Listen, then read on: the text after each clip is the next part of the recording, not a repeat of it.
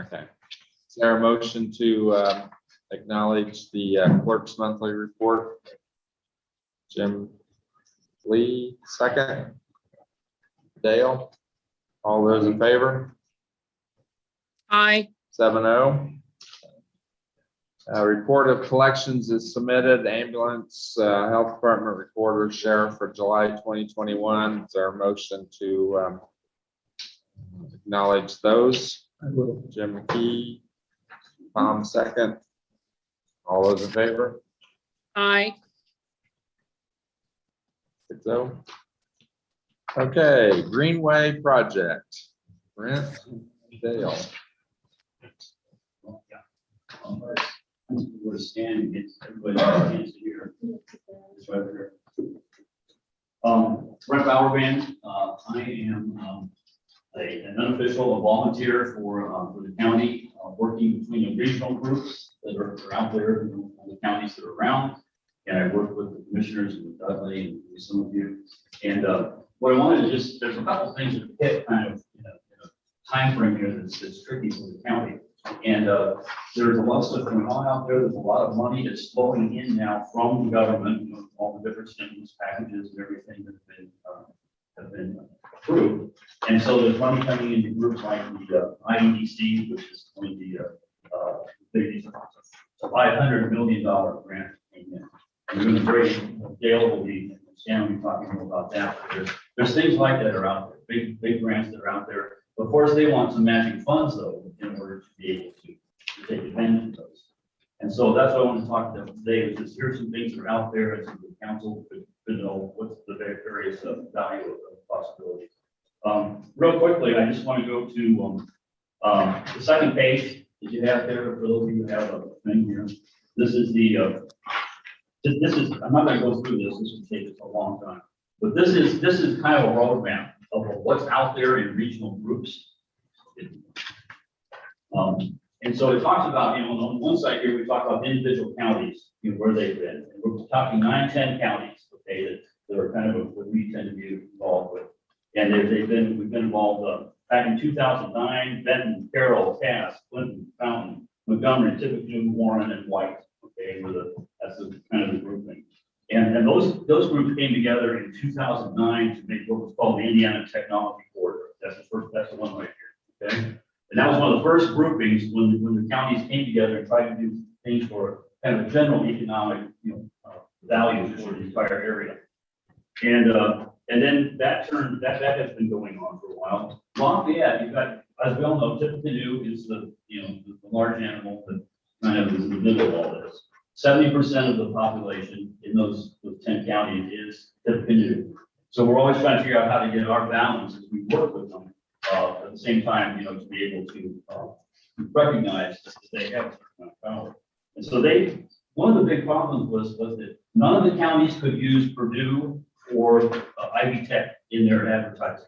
Okay, legally, they were separated. So Purdue, Ivy Tech not be used officially in the legal framework of, like, if we wanted to say something about Fountain County here, we could legally do it, but not, you have to be very careful. What they created was the GLC was created with to take the Tippecanoe grouping specifically with Purdue and Ivy Tech and create a much more a group that they could really go out and publicize. Okay, then they came to this other one, so that's the group right there that's formed. Now they're looking at merging those. Okay, the 9-county group and the GLC are looking at coming together to form. We would then have the right to use Purdue and everything too. Okay, and what's come out of that? Okay, well, I'll say that for a second. So that's coming down the middle here. This is the main group we're talking about. Over here was WIN, the Wabash Heartland Innovation Network. Okay, and WIN was created by a $39 million grant from Lilly for 10 counties, and it has much more of a technology type approach. Okay, so it's been going, and so Fountain County has been in WIN for the last 3 years. Okay, so now that you say, my gosh, what's going on here? What's coming out of this is that out of the grouping that would become the Greater Lafayette Alliance. Okay, the middle one. That one a split out of it. That 500 million that came in, to the IEDC, which is what the IEDC is, Indian Economic Development Corporation. Indiana Economic Development Corporation. So it's one of the state agencies. They were given 500 million, and they wanted to break it up into 10 batches of 50. Okay, so 10 groups of 50 million. And what happened was, some of the counties, actually part of the counties here, Cass, Clinton, and Montgomery went to different groupings, different regions. Okay, because they wanted to get more of the pie than they thought they were going to get from Tippecanoe, for whatever reason. But what happened was that they formed 18 regions going after 10 pots of 50 million. Okay, so what's happening is we're part of what was formed was this READI, this group called READI, READI, which is the Regional Economic Acceleration and Development Initiative. Okay, so READI group is going after $50 million. Okay, and that 50 million would be for our 6 counties. Okay, and those counties would be Fountain, Warren, Benton, White, Tippecanoe, and Cass. Carroll, not Cass. Cass went with okay. So what's happening now is there's this competition going on of 18 different groups to get a $50 million opportunity. Okay, and so they the READI group that we're a part of hired a team that had done this before and has put together this whole package that's been going on. Now, what they did was it has well, I don't want you to talk about READI. I'm getting into READI too much.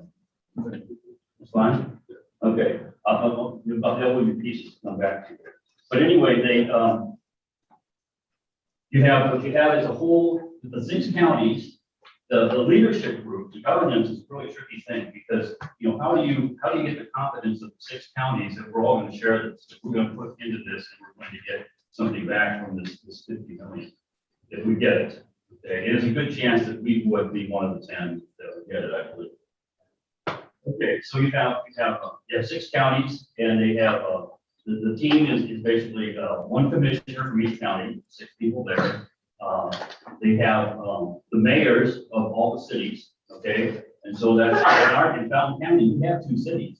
Benton and Warren don't have cities, so it's Delphi, it's Monticello, it's West Lafayette, it's Lafayette, and it's Attica and Covington. Okay, so those 6 people are in the board.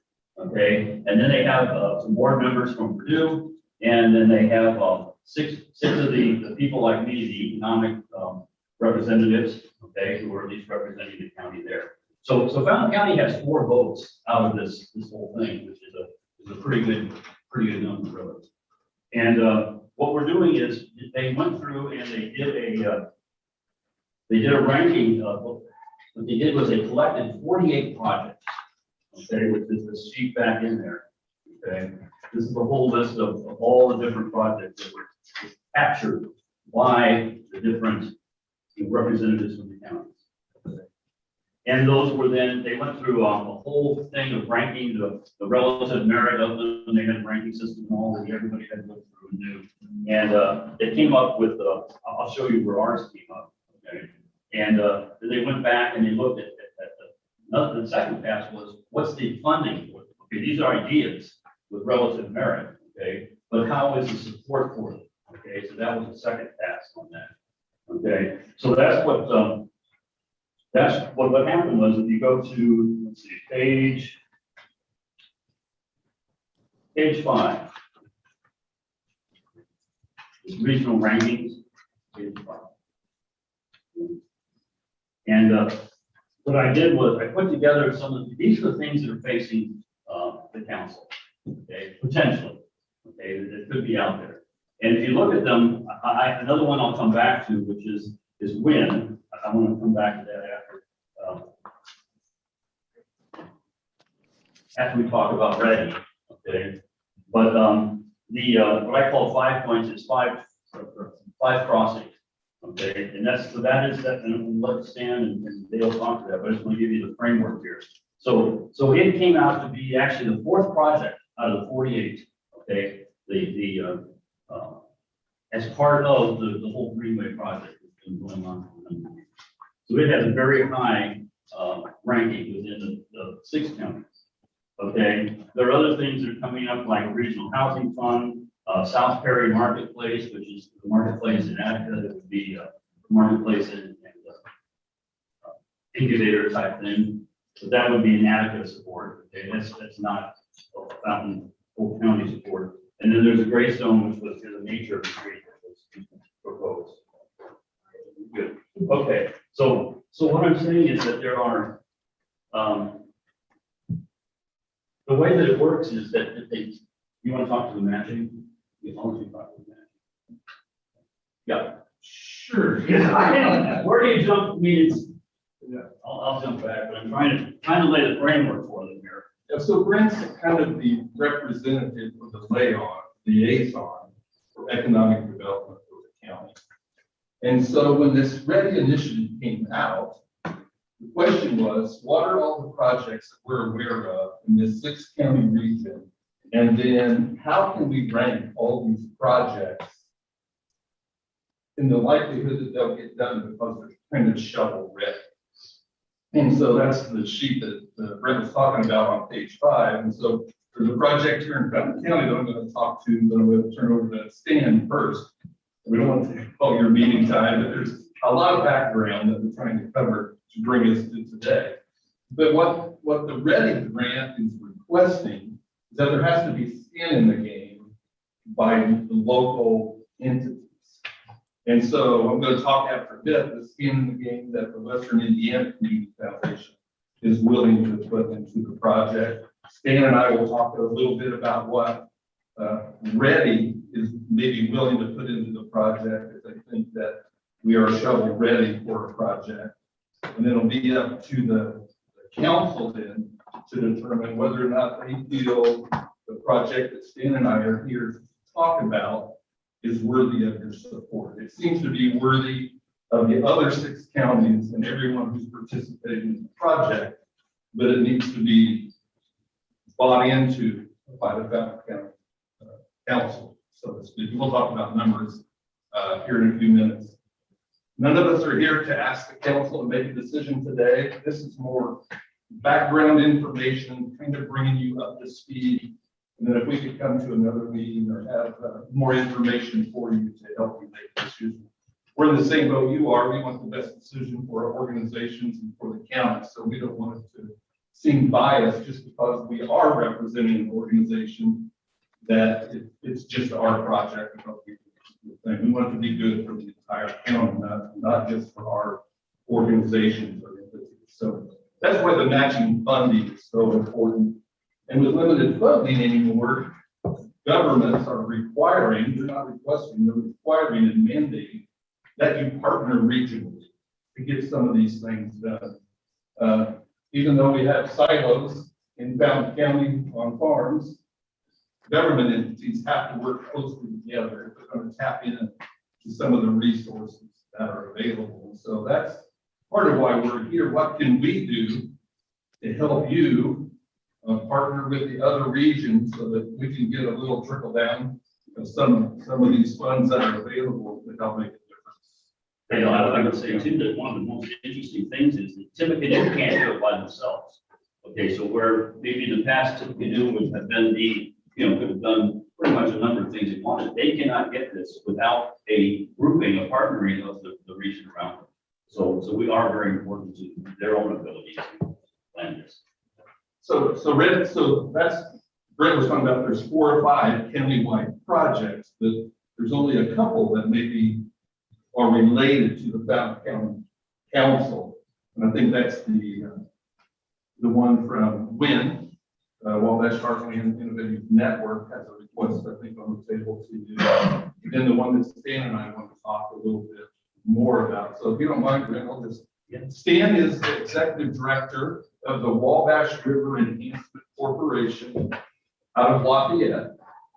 But Stan is working, and he'll tell you more about it, The stand is working on a trail system that's 9 miles long. And so I'm going to turn over to Stan. He's an expert in the field. So I would, Stan's an expert in the field. So people that, here, you take my spot.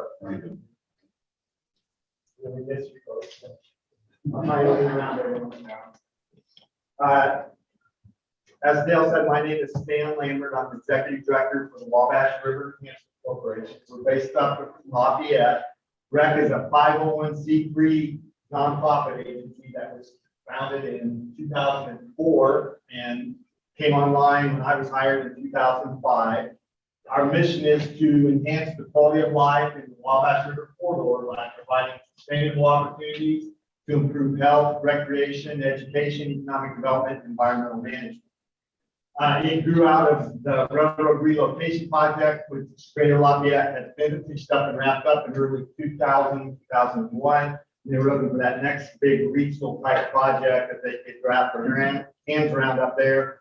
And they did a 2020 comprehensive visioning project planning process up in Tippecanoe County. And it took about 2 or 3 years. They had hundreds of meetings, thousands of the residents participated in that. And enhancement of the Wabash River corridor was identified as the next big regional economic development project that they needed to address and start working on. So REC was formed to address that from a regional basis.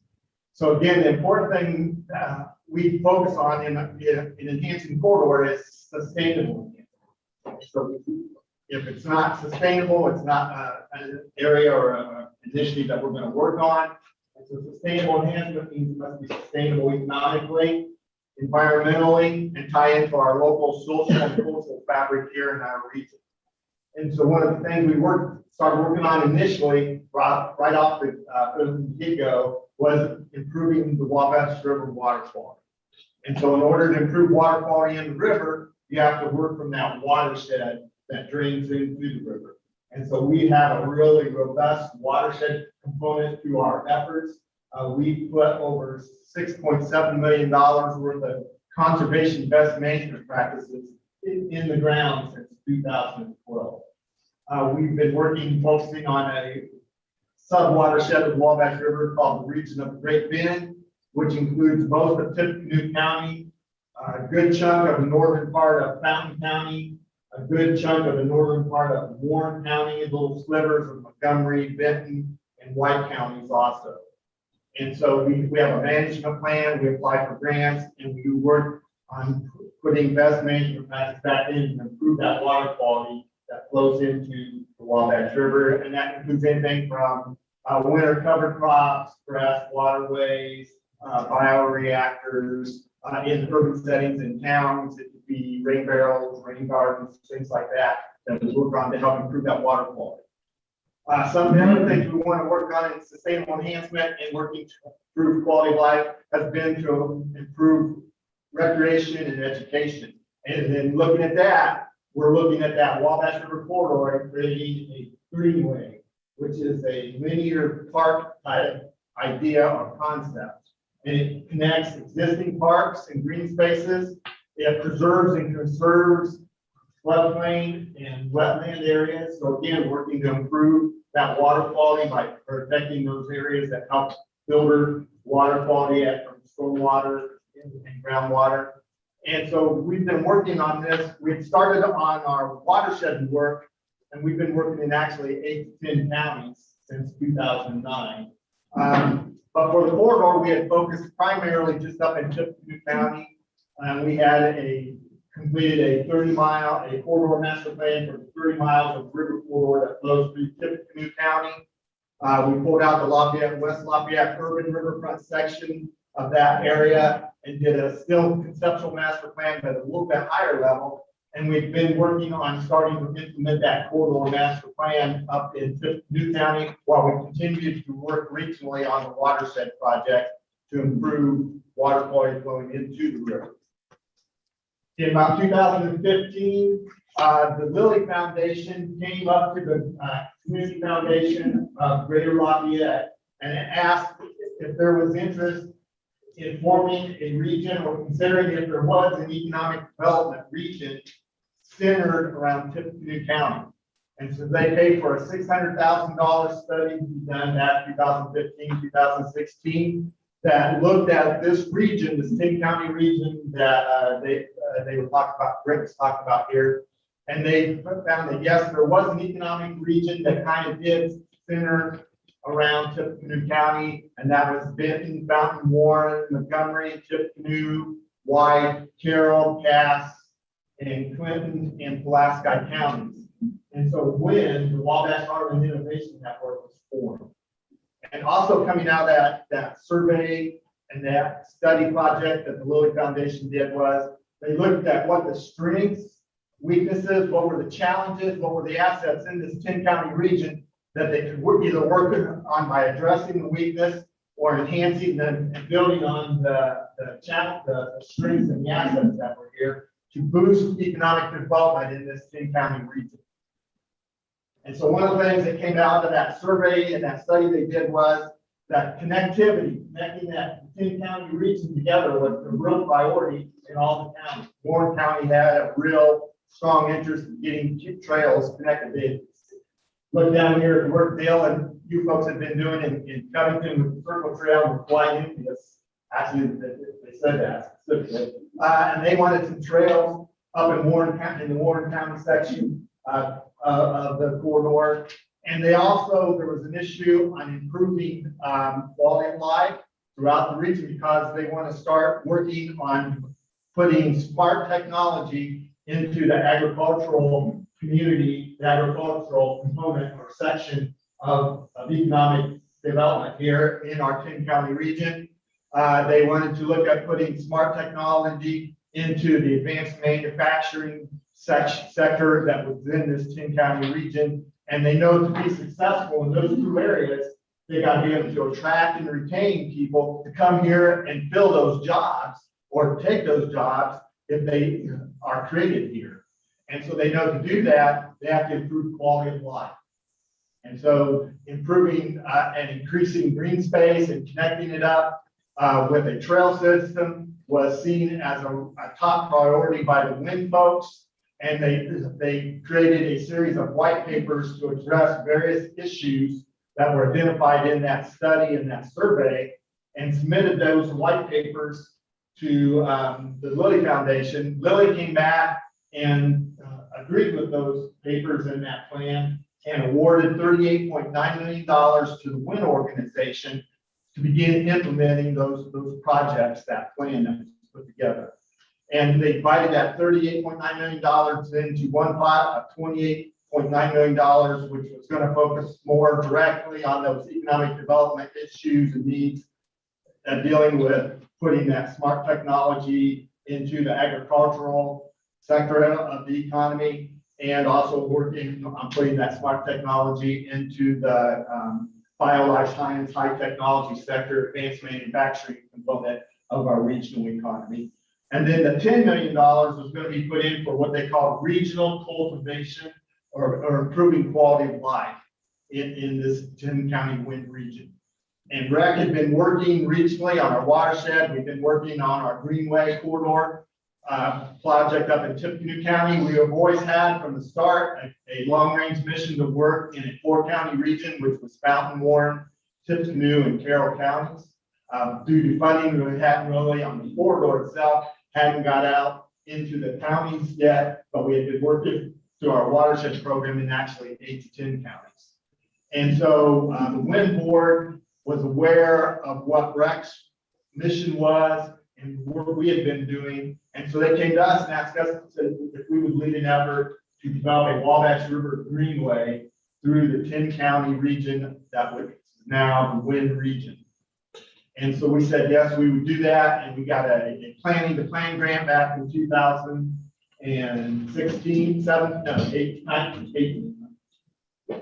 And we implemented that in 2019. And that got our 5 counties organized. We've got a steering committee put together with 2 to 3 representatives. Dale is one of those representatives. Tim Shoemaker is another representative here in Fountain County. And we began looking at how we can pull this regional Wabash River Greenway project together. We hired a firm called Kimberly & Warren to lead the planning effort. We began conducting some baseline resource inventory analysis on the corridor, looking at strengths and weaknesses, looking at the natural resource base and what issues were existing in and along the corridor through those 5 counties.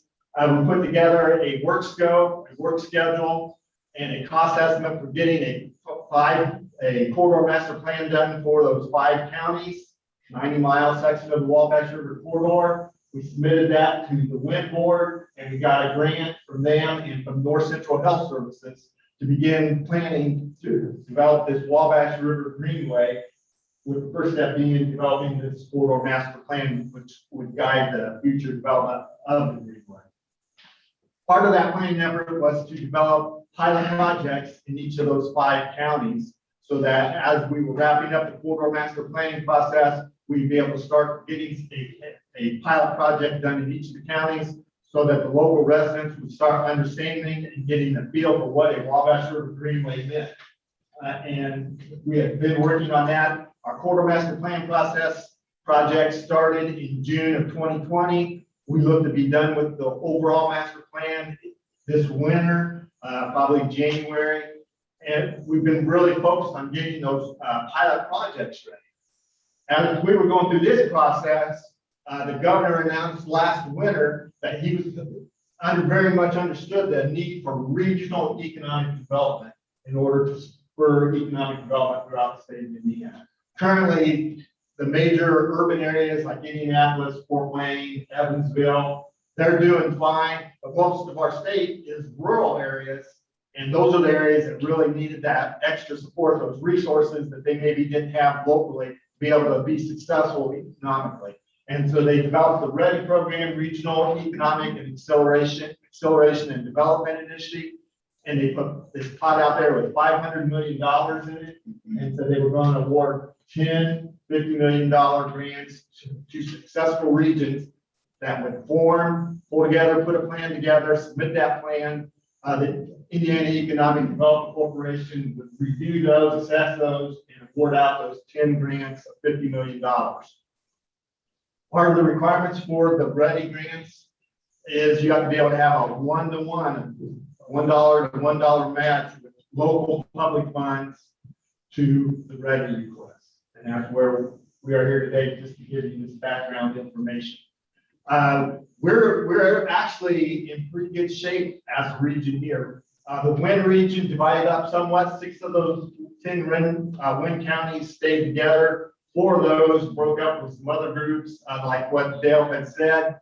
But we're actually pretty far ahead because REC has been working regionally. WIN has been working regionally, which you guys are a member of. And so we already have a pretty good handle on what some needs are, what are some ideas for some initiatives that would help really boost economic development in our region here. And the Wabash River Greenway is one of those projects that the READY committee has seen as being a really strong asset for their plan that they have to submit, because it already has a regional focus.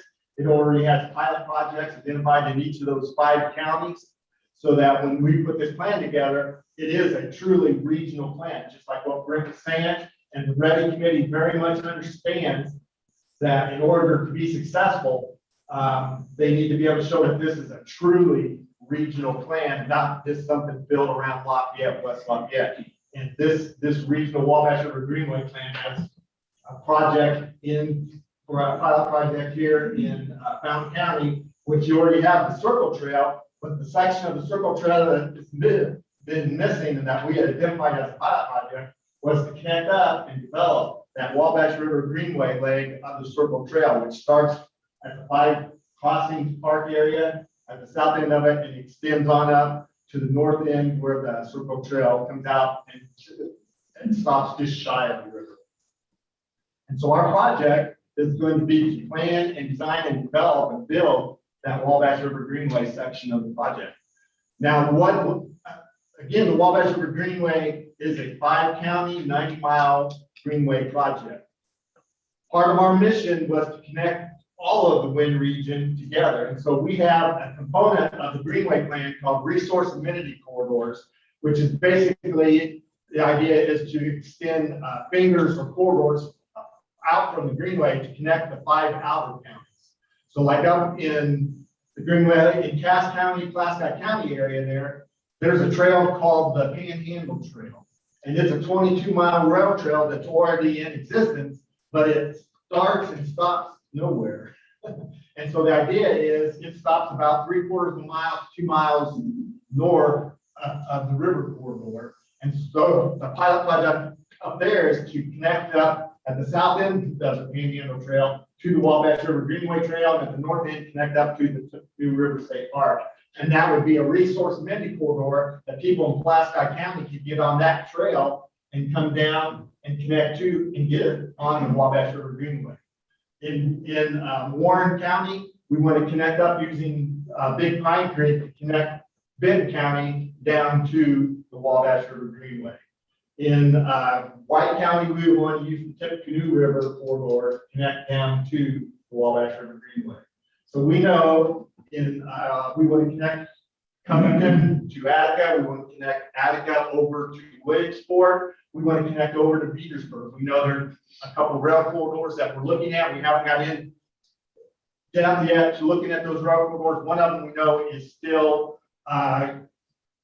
owned by the railroad company and is intact, and that's at the very south end of Fountain County. So we are looking at strategies to be able to connect out into the counties, connect those outer areas and outer counties to the Greenway. So this project is just the first pilot project, the first step in getting the Greenway developed in Fountain County. There will be other steps, other components of this project that we'll be working on as the project moves forward. And I'll take it over from here. I'm gonna ask Bonnie to repeat everything back. So, that's a lot of information for both of them. So, this part is the boots on the ground part. This is what is the practical application? What is it that you're really talking about? What is it you're really wanting? And so by the time I get done here in the next few minutes, I'm gonna ask you for some money. You don't have to make the decision today, but that's where I'm going. I'm asking the county for some money. And hopefully we'll get invited back to talk more about it, but I just want you to know that's why we're here.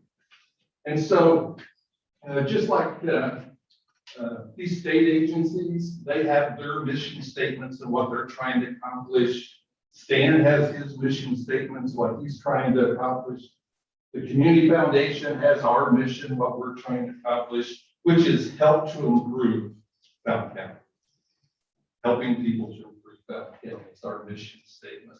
So just like some of these other studies, all the council and some others in the room were invited to a series of community conversations in January of 2019. So the Community Foundation hosted 3 of these sessions. We had 75 individuals from the county that participated.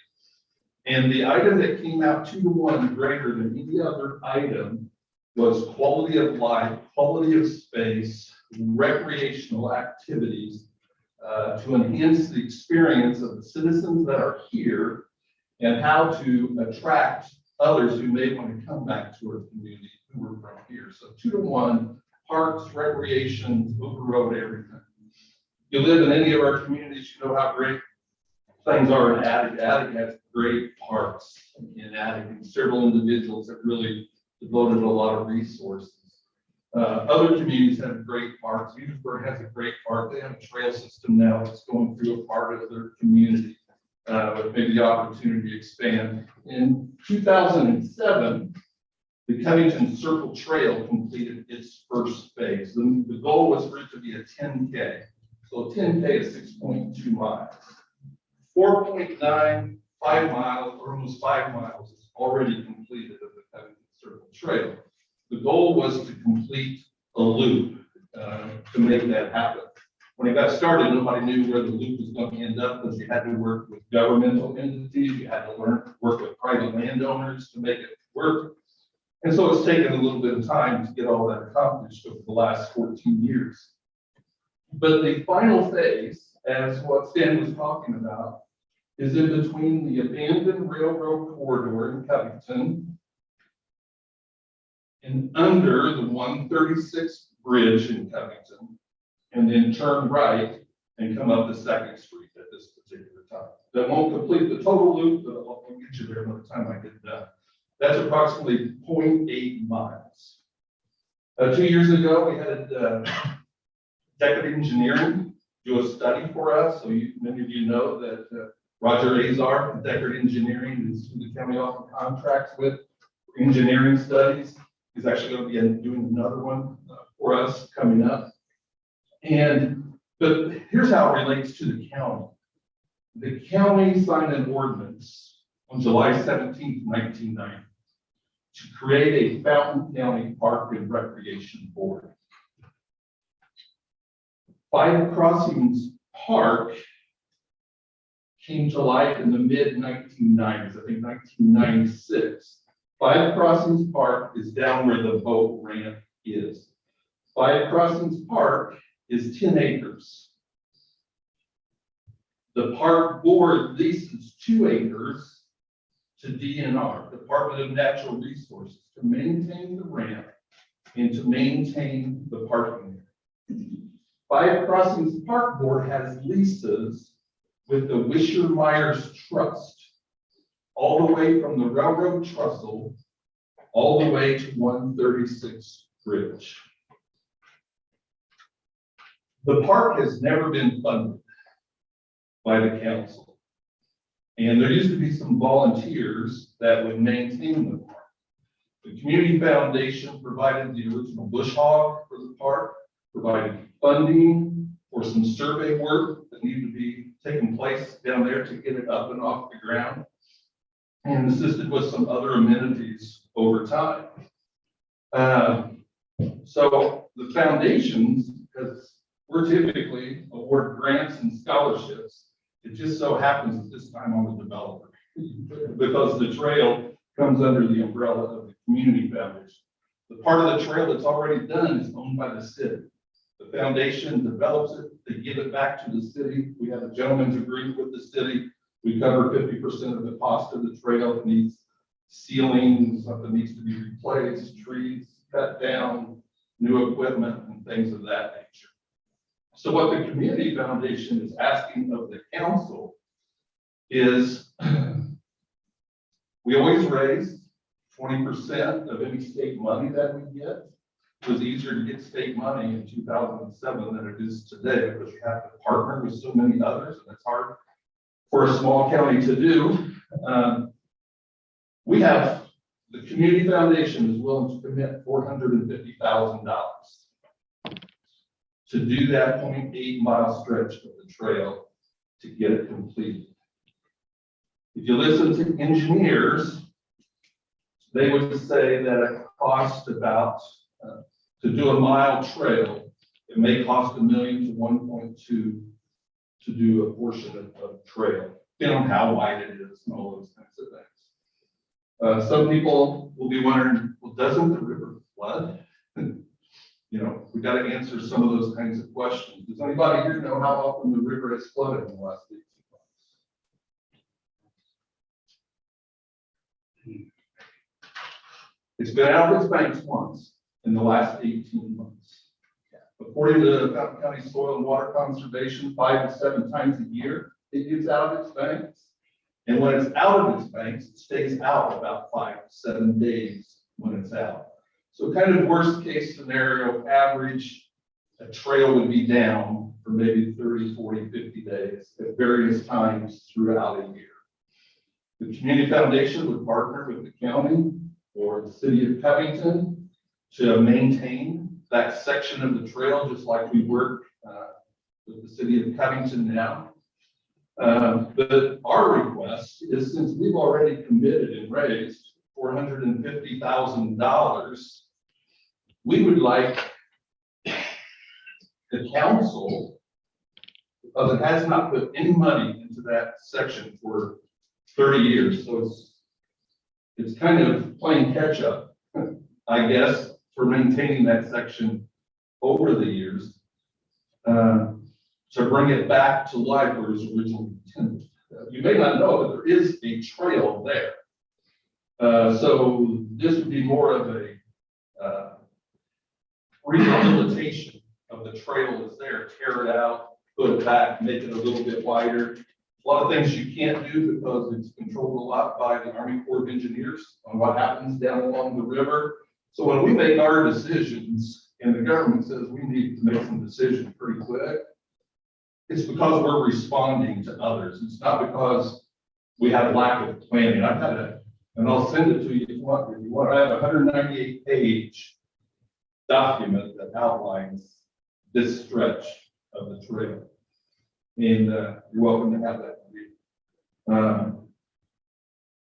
And so when it comes to ready, what Brent's talking about, we would be looking for the commissioners to come close to matching what the foundation is matching, so that ready will match what you're matching, and they'll be matching what we match. So let's say that we think the project is, let's say the foundation only has to put 400,000. Then we'd ask the council for 400,000, and hopefully ready then would match it with another 400,000. And you'd have a, pardon me? 800, 400. You say 400 from each? Yeah, so 400 from each entity. so ready would give 800,000. No, There's just no actual, whatever the capital. whatever the county matches. Oh, okay. That's So if you provide $5, they'll chip in $5. But what I'm saying is the foundation is willing to fit 450,000, and that's without doing much fundraising. So there's buy-in from the community, from the county. Now, the park has to be somewhere. It just so happens that it's in Covington. You know, sometimes different groups win with county money. So this time, it would be the completion of that section of the trail. That section probably wouldn't be called Covington Circle Trail. It'd probably be Five Crossings Park Riverfront Trail or something like that, or some other name.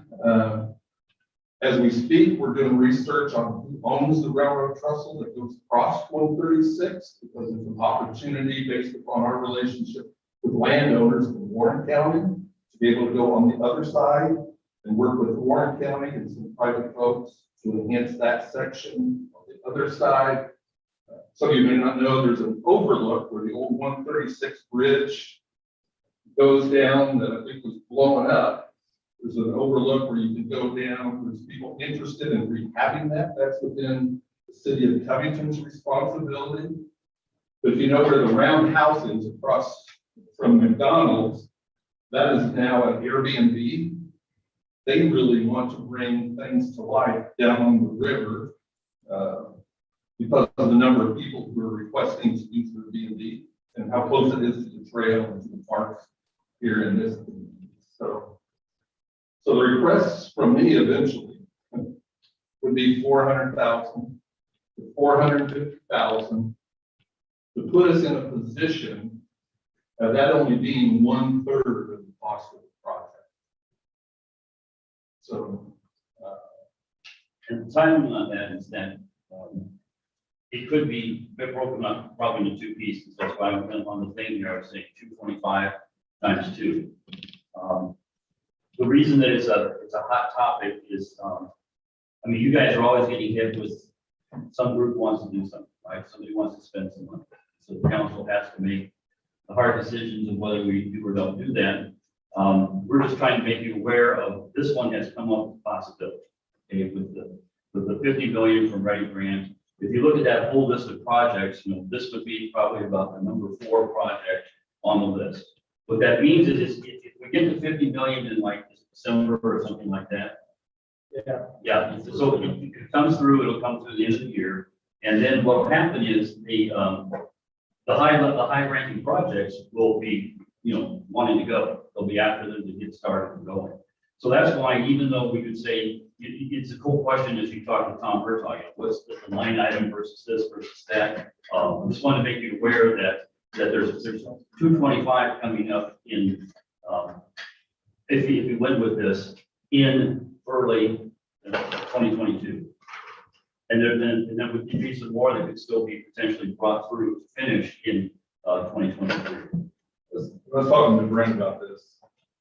I've been at the Community Foundation for 16 years. I said, Brent, this is going to be the first time I've ever had to go to the council to ask for money. You would not believe the number of projects that come across my desk that there's an opportunity to ask city or county government for money. All the time I meet with people who want to do projects. So I wouldn't be here. This is probably my first, I'm not ready to say it'll be my last time. But that's why I think this one is so important, is because what I know about trail systems and what it does for communities, what it does for counties, what it does for economic development.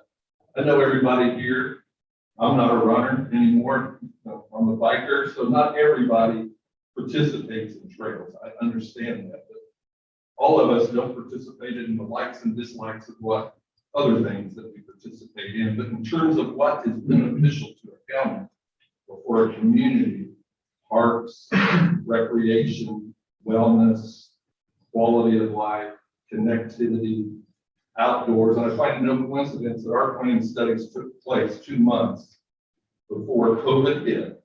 And there's even a greater emphasis now to be outside and to do recreational activities. So just appreciate your time and your attention. I know you, maybe the first time you met Stan and getting to know Brent just a little bit. And he's been put in a real bind because projects have been flying at him at this particular time.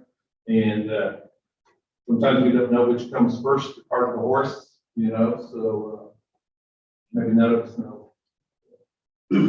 That's a big piece of it, is, you know, as we corresponded there, is my job is to do the best I can of making you aware of what's out there. And if you can then come back as county council and decide, this is what we want to be involved in, this is what we don't want to be involved in.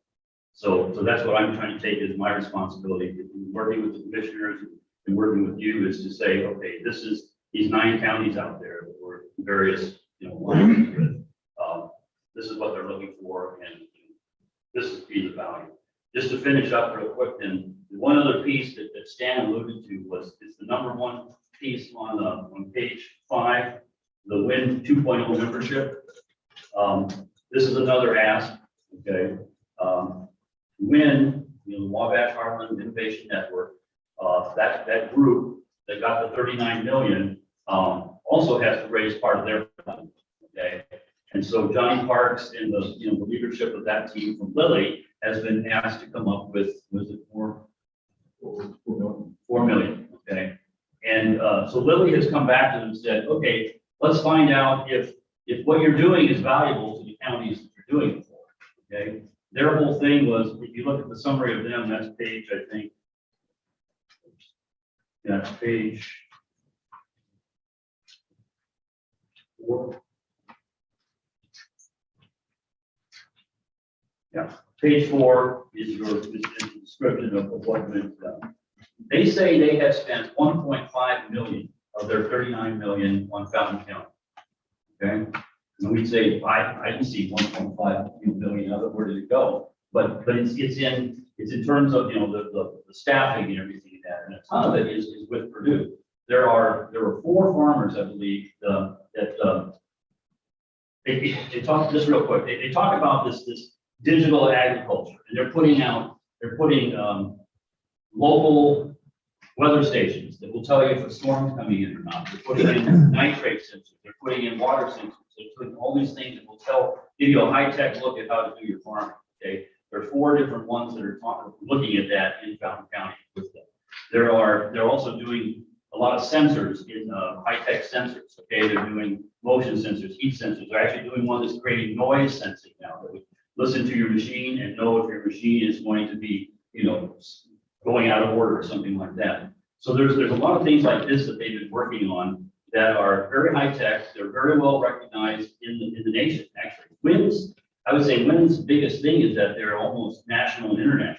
Okay, through Lilly, they pulled in, you know, working with the Saab, with Rolls-Royce, with a group out of Brazil that does the high tech farming, and so they've been working all these things, and they're trying to, one of the big things is broadband, because they're trying to pull this data that's in the fields now. We have all these sensors in the ground, what do you do with them? And so they're trying to hook up all that. And they just recently launched this thing called an Aerostat. which is this blimp that I don't know if any of you saw that, but up in White County, they put up a 1,500 feet. It's like a broadband tower that's 1,500 feet tall. Okay, and the whole point being with that kind of an angle, you can get down into pockets that can't get service and all. So there's one up there. They're talking about one down in the south, in Montgomery or Fountain or somewhere like that, which would help us in terms to be able to get that. So there's things out there that the 1.5 million are doing. I mean, and so what they're saying is over the 3 years in their whole investment between their R&D and their staffing and all that educational projects, they have spent 1.5 million. They are using that then to look at, say, we would like to, they're saying, can we ask the county to go 10% on that? So that would be 150,000, okay, over 3 years. Okay, so that's kind of we've been spending about 4,000 a year to partner with. Okay, between what Dale and the commissioners, you guys approved that maybe 2,000 at one point in time, in the last year or two, something like that. I've given about $5,000 worth of incoming labor, okay, that is counted toward that. So we've already got about 8,000 in for the 1.5 million. That's now moving to a 50,000 per year. Okay, would be the ongoing forward thing of staying in the 10 county thing of when Harrison's is involved, C&D is involved. We're talking with Flex out in Covington. Okay, it's been a little bit tougher in Petersburg, to get with the Tyson truck than with the big one. Thank you. Yeah, and so but they're actually what they're doing now is they're actually Purdue professors and engineers are working on problems of the companies. Okay, C&D has gone and actually met with Purdue and gotten professors, and they've had students come down and they're working on their others. Okay, Harrison's now is actually starting to get them coming down. So there's again, these are things that there's no charge, but they bring value. Okay, so I'm done. That's just that's the nature of the wind thing. It's due by the 24th. They need to know if they're going to be able to get their money. So that's why, even though it's not paid this moment, it's the commitment that's involved. Okay, I just might add that I had a meeting. I talked with Tom Murtaugh, president of the commissioners in Tippecanoe County, and I talked to John Fry, president of the commissioners in Montgomery County, and they said they absolutely were not going to fund this wind project. And one concern I have with WIN is their board of directors. And I had a conversation with Johnny Parks, and he's never gotten back with me, that there's 11 members of the board of directors. 6 are from Tippecanoe County, 1 from Benton, 1 from Montgomery, 1 from Carroll, 1 from Cass, 1 from White. Fountain, Warren, Benton County has no skin in the game, and yet they want us to give them $150,000. And so I talked to Johnny about it, and he said, well, I'll go to my board and I'll get back to you. Not heard a word from him. And I'll just pass that along. But what gets me is, I mean, we are the financial body of the county, and we're just hearing about this. And we need more information given to us. I mean, just like this trail, 5 Points. I mean, I think discussion's been going on, I don't know how long, July, but the council wasn't aware of it until I got an email from Brenda on August 13th that said, you got to make a decision. And I believe I talked to you on the phone. You said you got 10 minutes to commit. No. 400,000. The deadline was 12 noon. And I called at 10 till 12 when Brenda sent me an email and said, well, you got to make that decision. I said, well, I got to talk to all my council members. So I felt like my back was put up against the wall. And then a week later, Brenda sends me an email that says, I've got till Monday now. Can you make a decision? And which I I forwarded that email to all the council members, and 5 of the 7 responded and said, we want more information. We don't know anything about it. Neither did I. I wasn't given any information. So, I mean, commissioners can't spend a dime unless we approve the money. So there's got to be some communication, better communication to the council so that we know deadlines and what's coming up instead of getting, you know, you've got 3 days to make a decision or it's, I mean, I would see that as my responsibility, because I'm aware of things, and, you know, a lot of times I'm letting them know, you know, the commissioners. And I wasn't working directly with the council, but I can definitely open that door to give you guys, as soon as I hear about stuff, I can make sure the council hears about it also. And, you know, so that we're kind of processing it in like time as to what could be out there. yeah, and I mean, all the council members' email address were in those emails that I had sent out so that. And I think you guys got some, I sent something to everybody, I sent this package out to people just to try to get a little bit ahead of it. So I have your emails now, I can keep you aware of the things that are coming up. But as far as when, I'd like to know some more. Any other counties are going to fund that 10%, because like I said, I know I will two counties check, have I told me. don't know, but they that's said actually no. very interesting information, because I hadn't heard that. Well, it's interesting, it kind of came up fast anyway, because I actually didn't get copied on the thing that they were asking for, they were asking this 150,000.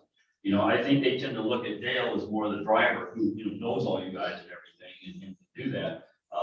And so it came, Tim actually sent it to me that they were asking for the 150. Okay, and so I can, you know, because I am responsible to work with them, trying to look at what they've done. I know a lot of what they've done. I think they've done some really good things, but the question is, yeah, but where does, you know, is it $150,000 worth of that from the county? And for me, I'm not the economic development. No, not at all. Person for the county, I just get some phone calls and I try to pass them on to different people occasionally. I'll host a meeting like I did for WIN to get everybody together to learn more, but it's not my official role. The trail has kind of been, Right. for good or bad, my official role. So my question regards, because Brent's talking about all the projects, and mine's just about the trail piece. Do you have specific questions for me, or what additional information? Would you like the 198-page report for August? We can come down in the next week, next 2 weeks, to meet and talk just about the trail, what the greenway is overall, what the Fountain County component of that is, so that you have a better grasp of what's going on. I know, and Thomas told me that he would be glad to come down and talk to the council, because I believe he's on that board, right? And, you know, I'd like to see more information about it. I mean, I want to know how it's going to keep from flooding when the river does flood, washing We out. won't keep it from flooding. Well, keep it from washing out. I mean, I'd like to see a The design trail's been plan. there for now, it's 25 years. If you're at the boat ramp going south towards the railroad trestle, you can see the trail. So, and that's with nothing done to it in 25 years. If you go to the north, had Zach Thomas down there a little over a year ago, he had to go down about an inch and a half to get some of the silt off the old trail. So the city, because it's not the city's property, they have brushes that they use, you know, and having a circle trail for those kinds of things. They have 2 staff that commit their time to the trail as well. So anything you need to know about the trails, let me know to help you make it. And if it's no, that's fine too. It's just that we will need your permission to go through Five Crossings Park because it's a county park. And each time we wait, it costs more money for what we want to do down there. It's my understanding, for talking to Brenda, that in most recent years, the Fountain County Park Board has not been appointed. So nobody's looking over the park. And so that's whose responsibility that is to appoint the park board and make sure that the actual park is maintained. It's not being maintained at the present time. It's probably a liability for the county because of the condition that it's in. Well, I know Nancy Wagner and Zach have been to the council because we do appropriate money towards that park. There is a budget and they didn't come this year to our budget hearings, but they were here last year and talked to us about it. It's not, It's not that much. no. Gas. Yeah, I've heard. And I think they came to us last year about buying a new mower and gave them authority to buy a new mower over down there. 1,175 was what is budgeted for 2021. Probably not enough to make the trip. No.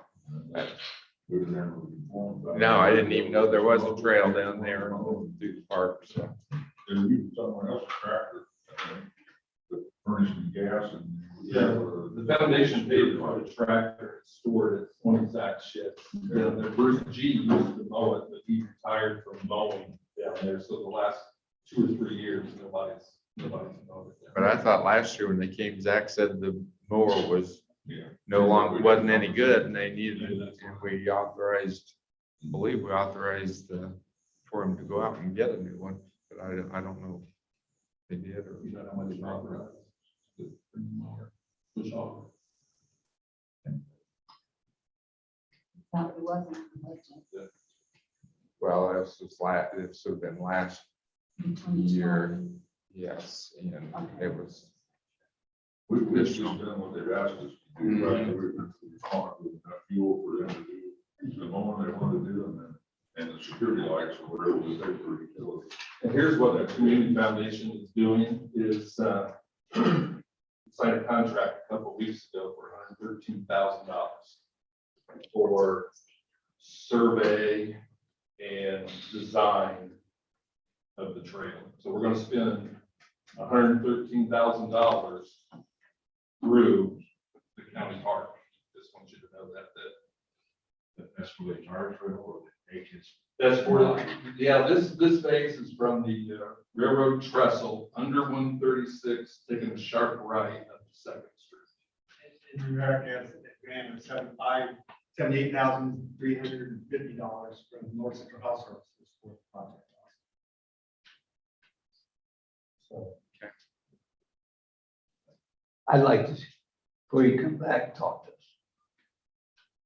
Because I hear a couple of words, I'd like to know how you're going to interconnect Attica to Petersburg and the surrounding areas. I want to know about the economic development over a 90-mile period. Where have you gone? Where have you been? You see some type of project similar to this.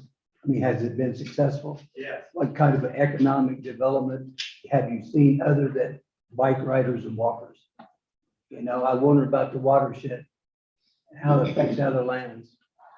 And so I think you've got quite a bit of money already appropriated for you, or at least it's out there. So I would be interested to see how all that's going to work together.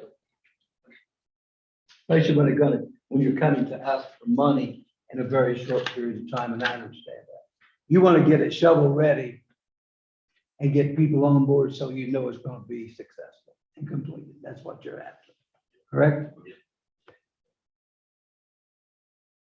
and I think what Tom had told me the other evening was that they basically don't put any money in their budgets for these things, but they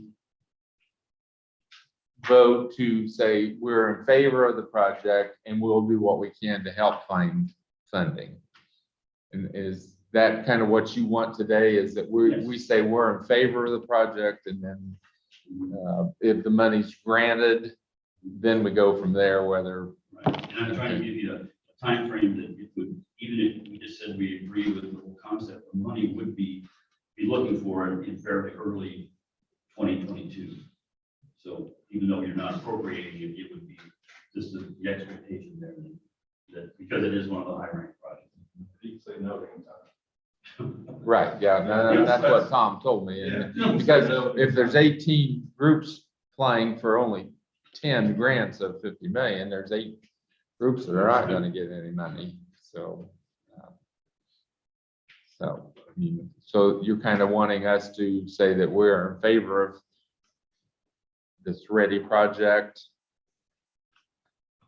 Is that what you need? Okay. Is the council feel comfortable in that? I mean, we don't have to commit in, no commitment on money. It's just that we or approve of them going after the grant and then. Okay, is there a second? Oh, wait a minute. Kelly, do you have any questions? One of our members is on Zoom. Kelly's still on? Okay. That's good. Can you hear? Yeah, so we can hear you. Do you have any questions, Kelly? I don't have any questions.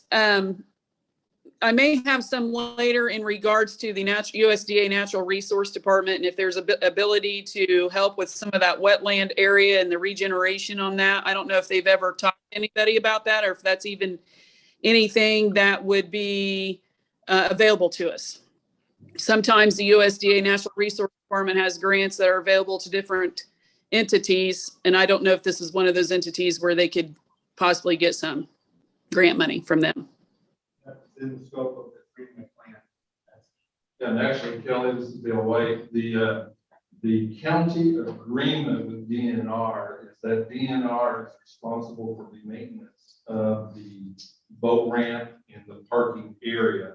And we'd have to negotiate or get a grant from them if we wanted to up level the parking area, if we wanted to make it a concrete parking area or asphalt, something like that.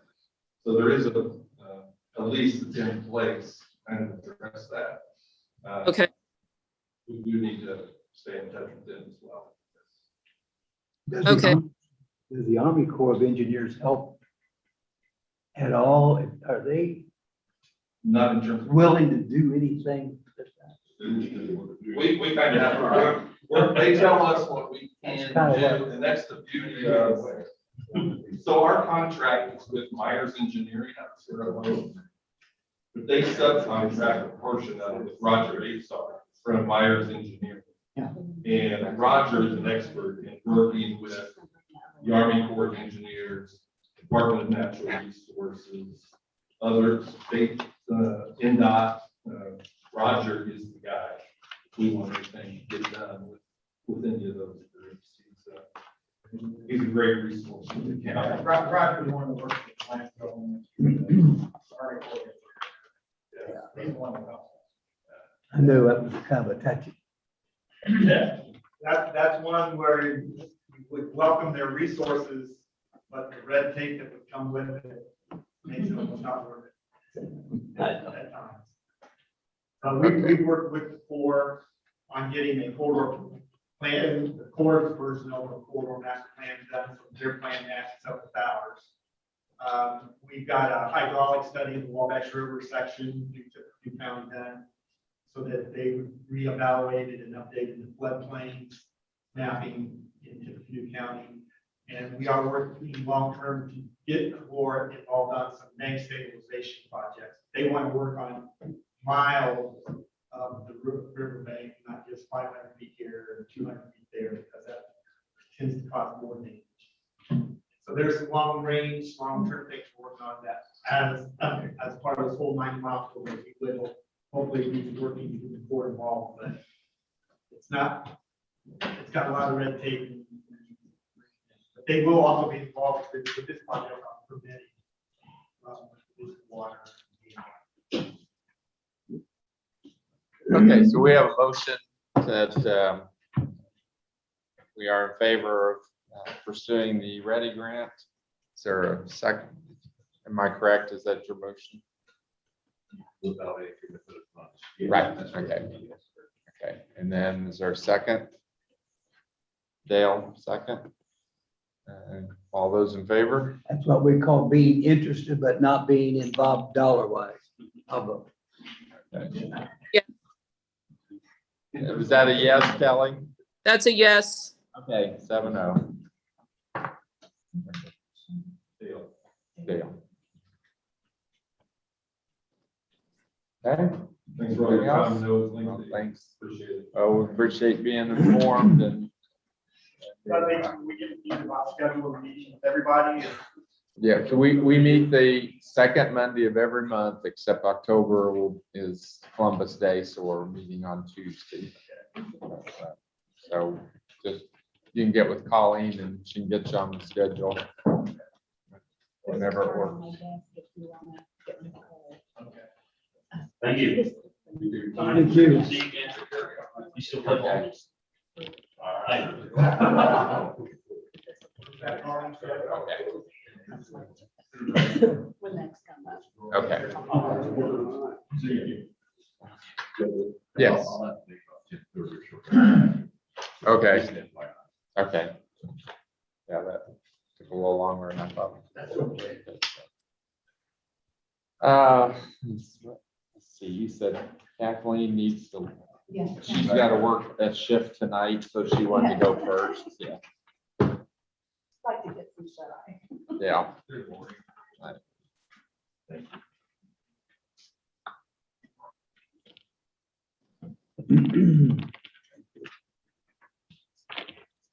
Okay, so this is the information that we've gotten so far.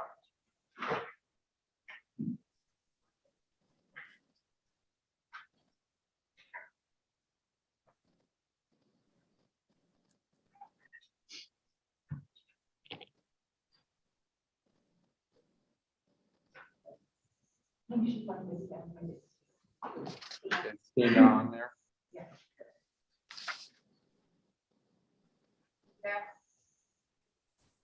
I'm here.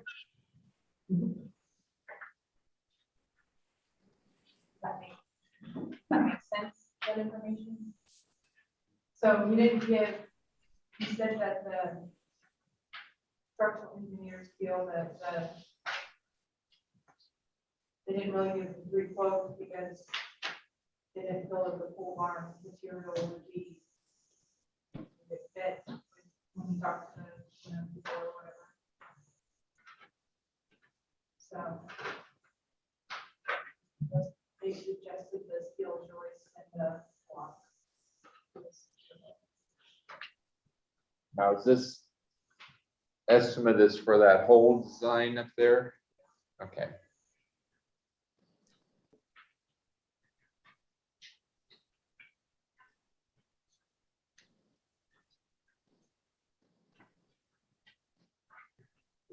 Anybody have any questions for Kathleen or for Tina?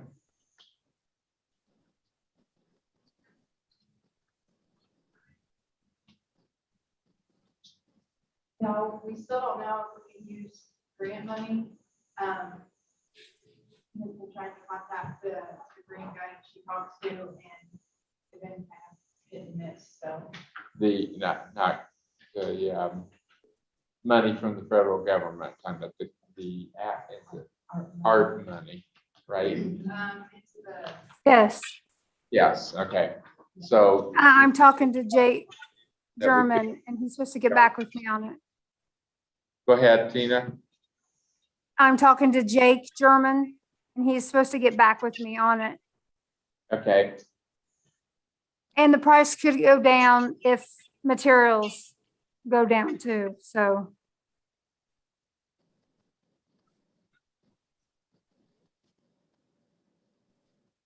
okay. What are we talking about? This plan up here for 911 building, EMA down there where the old jail is.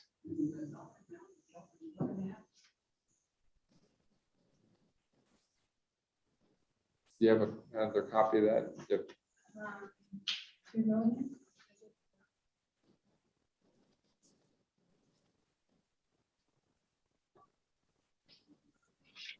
Those drawings up there indicate that you got 250 square feet times 1,000, right?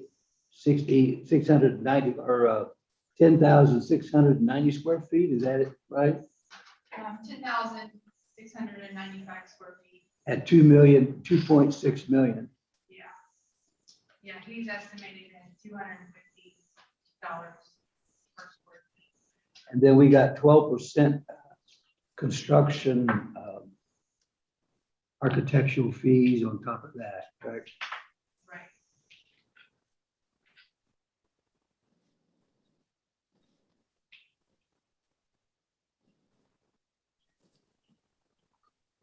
Did you hear any more about tear down, demolishing of the old jail? Have you heard any more? Commissioners put out a a bid, I so saw that. When's when's the bid? this? Is that when they're opening or is that when they're due? That's when They're due I open them. and they'll open them Monday. I don't understand why wasn't our bid good enough? I mean, why wasn't Dean Burke's bid good enough? I don't know. I mean, we appropriate the money, but the commissioners have to approve. So is Dean going to apply? Yes, Bid? He I've Okay, already talked to Dean. He's reapplying. okay. Yeah, but I mean, that's the way the process works. I mean, the commissioners. And he is local. He's what? And he's local, which Yeah. I thought was good. Yeah. The commissioners have to approve it and then it'll come to us to fund it if we approve. I also think, we attended that commissioners meeting. And we heard them say that it was a good bid, but does he have to rebid due to what they advertised in the paper? Because they advertised certain specific things to be done. So he would have a chance to rebid. Yeah. He's been- he's If been- he has, How he- so. Tina said, has he turned in, how many, do you have any bids? Yeah. Oh, you haven't got any? Okay.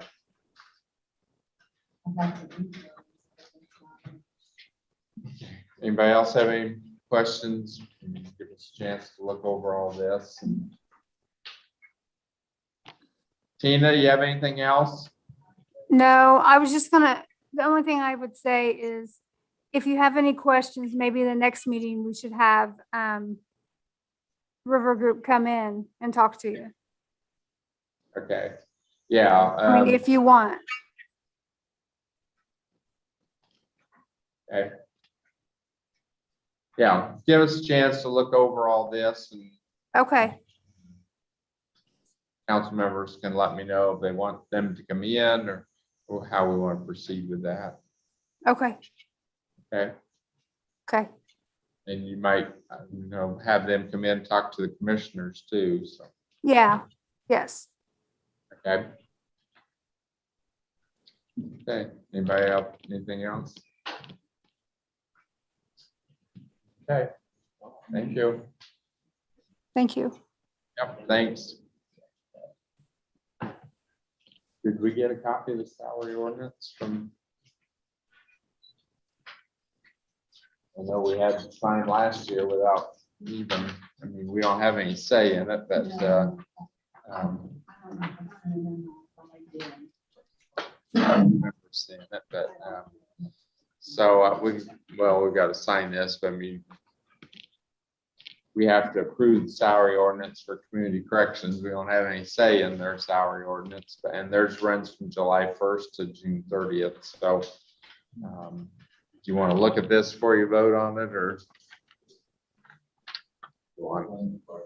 Yeah, it is funded by grants, so. Well, they can't spend more than the grant, so. Okay, so is there a motion to approve the salary ordinance for community corrections? Okay, Jim Lee, second. Tom, all those in favor? Aye. 7-0.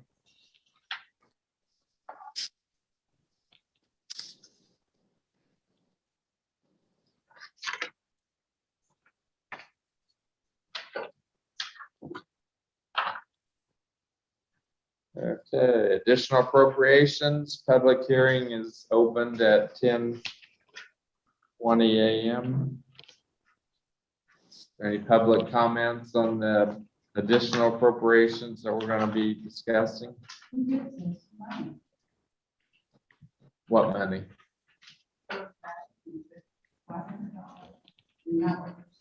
Yeah, additional, because our telephones, the auditor's office pays for all the offices. There wasn't enough appropriated, so they need 30,000 additional for the rest of the year. Printing and advertising, $500. What's the equipment? $1,300. 5,300. 53, yes. That is for the generator. the maintenance contract. There was nothing appropriated. Oh, for the one outside here, Uh-huh. okay, $7,500. yeah, what is that for? That is, money that, we got from the equipment that was sold. The highway department, or was it paper or that? Yes, and he's just asking that to be put back in the appropriation. I thought we already voted on that. That the money from the That sale, was That was, this is a different sale. That was the county auction. This is, they took bids on 3 pieces of equipment, and this is what we got for it. okay. Okay, that answer your question?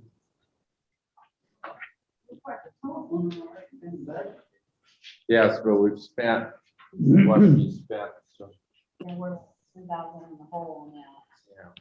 yeah, we budgeted 40-some thousand on 44,000. 45,000, and we've already spent 55,000 on telephones.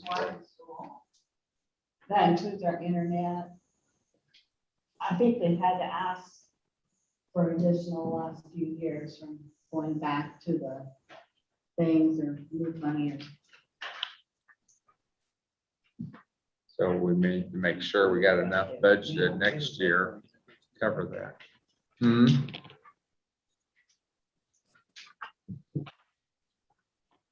No comment. We should probably have a separate line item, telephone and internet I would service. like to have that. I was gonna ask you about that. Okay. when we start the So when we budget. do next year's budget, okay. Any additional public comments on the? Okay, then I'll close the hearing at 10:23 a.m. So we have resolution 2021-27, additional appropriation out of CEDAT, telephone 30,000, printing and advertising 500, and equipment $5,300. Total of $35,800. Their motion to approve the additional request. Jim McKee, second. Dale, all those in favor? Aye. 7-0.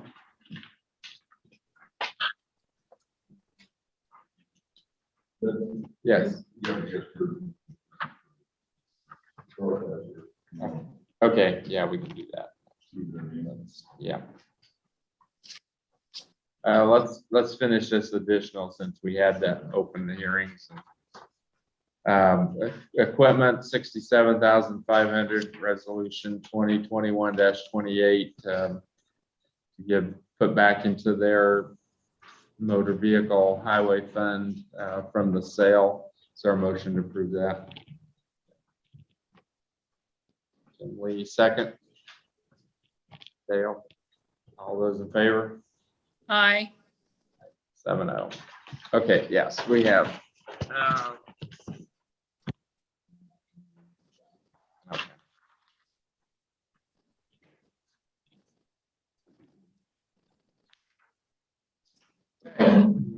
Come on up here and Most of you guys already know me, because we've been in contact over the last couple of years, but I'm Jill and I'm with PHI Medical, or you guys might know us as St. Staff Flight Helicopter. I've provided you guys with a black folder, so that we can kind of wrap up our discussions on providing Fountain County with a countywide membership program. So on the right-hand side of your folder, is just a quick presentation that we've gone over before, but I'd be happy to just skim over it with you guys again. So we are in collaboration with Ascension St. Vincent Staff Flight Health System and PHI Medical. We are staffed with a pilot, a flight nurse, and a flight medic, 24 hours a day, 365 days a year. Currently in Indiana, we are the largest aeromedical provider with 6 bases, and our 7th base is actually opening up the 1st of October down in Madison, Indiana. And some things that set us apart, we are the only air medical provider that carries whole blood on all of our helicopters. And with also our accreditations for adult, pediatric, infant, neonatal, high-risk OB. We also have the capabilities of being able to fly in most weather circumstances, which also sets us apart. We also, because of our size, we also can take a parent on board. A lot of times when we fly a patient, depending on the size of the patient, we can usually take a parent, which is a huge blessing too. If you'll turn to the page that says the countywide coverage, you'll see a map of Indiana, and you'll see Fountain County purple. So what a countywide membership covers is if anyone is flown by any of our helicopters from Fountain County or any adjacent county, we take care of the entire bill. Not just the part that insurance doesn't pay, but we also cover the patient's deductible, their out-of-pocket, and their co-insurance. I don't know if any of you have been flown, but the air medical bills are catastrophic to most of us. So you'll see on that coverage map, then Fountain County as the center, and then all the adjacent counties. That is what a Fountain County resident will be covered with. The next page will show. Yeah. So if a Fountain County resident is in an accident in Tippecanoe or Park, they are covered? Yes. Okay. Yeah, and it's not flown into Fountain County. If they're in Fountain County or any adjacent counties going out, Okay. they're covered. So yeah, so their accidents in Park County, the Right. helicopter has to pick them up. Right. It's covered. Because it's Okay. based off of their address. Okay. So we'll see that they are a resident and they're covered under that county. And what I will, and I'll explain this here in just a couple of minutes, I don't want to take up much of your time, but for example, Warren County has had our county-wide coverage. This is going on their third or fourth year. What I did for them this year, they have a lot of residents that also travel outside of that area for work. So some of them go on into Illinois, some of them go down to Indy. And so they asked me, look, the county can't pay for the full-fledged national coverage, but is there something we can do for the residents? So the county went ahead and they continue to provide the smaller coverage to the county residents or the countywide coverage. Then they allow the residents to upgrade out of their own pocket if they would like to. So for example, if you purchase the countywide coverage for all of Fountain County residents, but you know that you travel to other states, you travel out of that jurisdiction a lot, for $45 a year, you can pay out of your own pocket for your family to have coverage with any of our 62 helicopters across the US. Meaning that same coverage would happen if you're picked up by any of our helicopters in any of the states that we fly. Does that make sense? So if you're in Indiana, Texas, wherever we have helicopters, the same coverage of us paying your entire bill, your deductible, your out-of-pocket, and your co-insurance would be covered. But instead of the county paying the $45 per household, that would be on the resident. Okay? So you'll see on the next page that Indiana Basis, the great thing about you guys actually have coverage from multiple locations that we have. So in Fountain County, you guys are covered by not only our West Lafayette base, but you're also covered from our Greencastle base. Those two would probably be the two that would pick up a resident probably quicker than any of our other ones. The red circle on there is where our new base is going to be opening up, which is in Madison. And that's the one that'll open up here next month. And again, you'll see our service areas showing that you guys are covered by both our West Lafayette and our Greencastle base. The next page does talk to you about the difference between the countywide coverage and the national coverage. So the next two pages, you'll see the national service area map that looks like this. This shows you currently where all of our bases are located. So if you are traveling to any of those locations and you decided to upgrade to our national program, that means we would take care of your entire bill if you're flown by any of our helicopters in any of these states. The difference is I'm coming to you today to see if you would cover your residents of Fountain County with the smaller coverage being the countywide. And I will tell you, some of the benefits obviously are, you're covered by 2 of our helicopters. We cover the entire bills. When we do a countywide coverage, it doesn't matter what insurance anybody has, because we just look at you as a county as a whole. So even people who don't have insurance are still covered under this countywide plan, which is huge. Even a Medicare patient right now will receive a bill for the flight. A lot of people think insurance, once they meet your deductible, that the flight will be covered, and that's not the case. So even a Medicare patient on average right now is $3,500 to $5,500 is what their out-of-pocket would be if they did not have the membership program. That may not seem like a lot, but even for a Medicare patient, that's a lot. So you can imagine somebody who doesn't have insurance, or somebody who has insurance, but now, since COVID happened, the last time I spoke a couple of years ago, now we're seeing deductible plans going into the thousands to kind of recoup their costs. So now we're saying, look, even if you have great insurance, but you might have a $7,500 deductible, we're going to cover that too. The coverage covers anybody in the household. So doesn't matter how many people live in the household, the amount is for the address. I started doing some research. I've been talking with the commissioners and talking with Garth.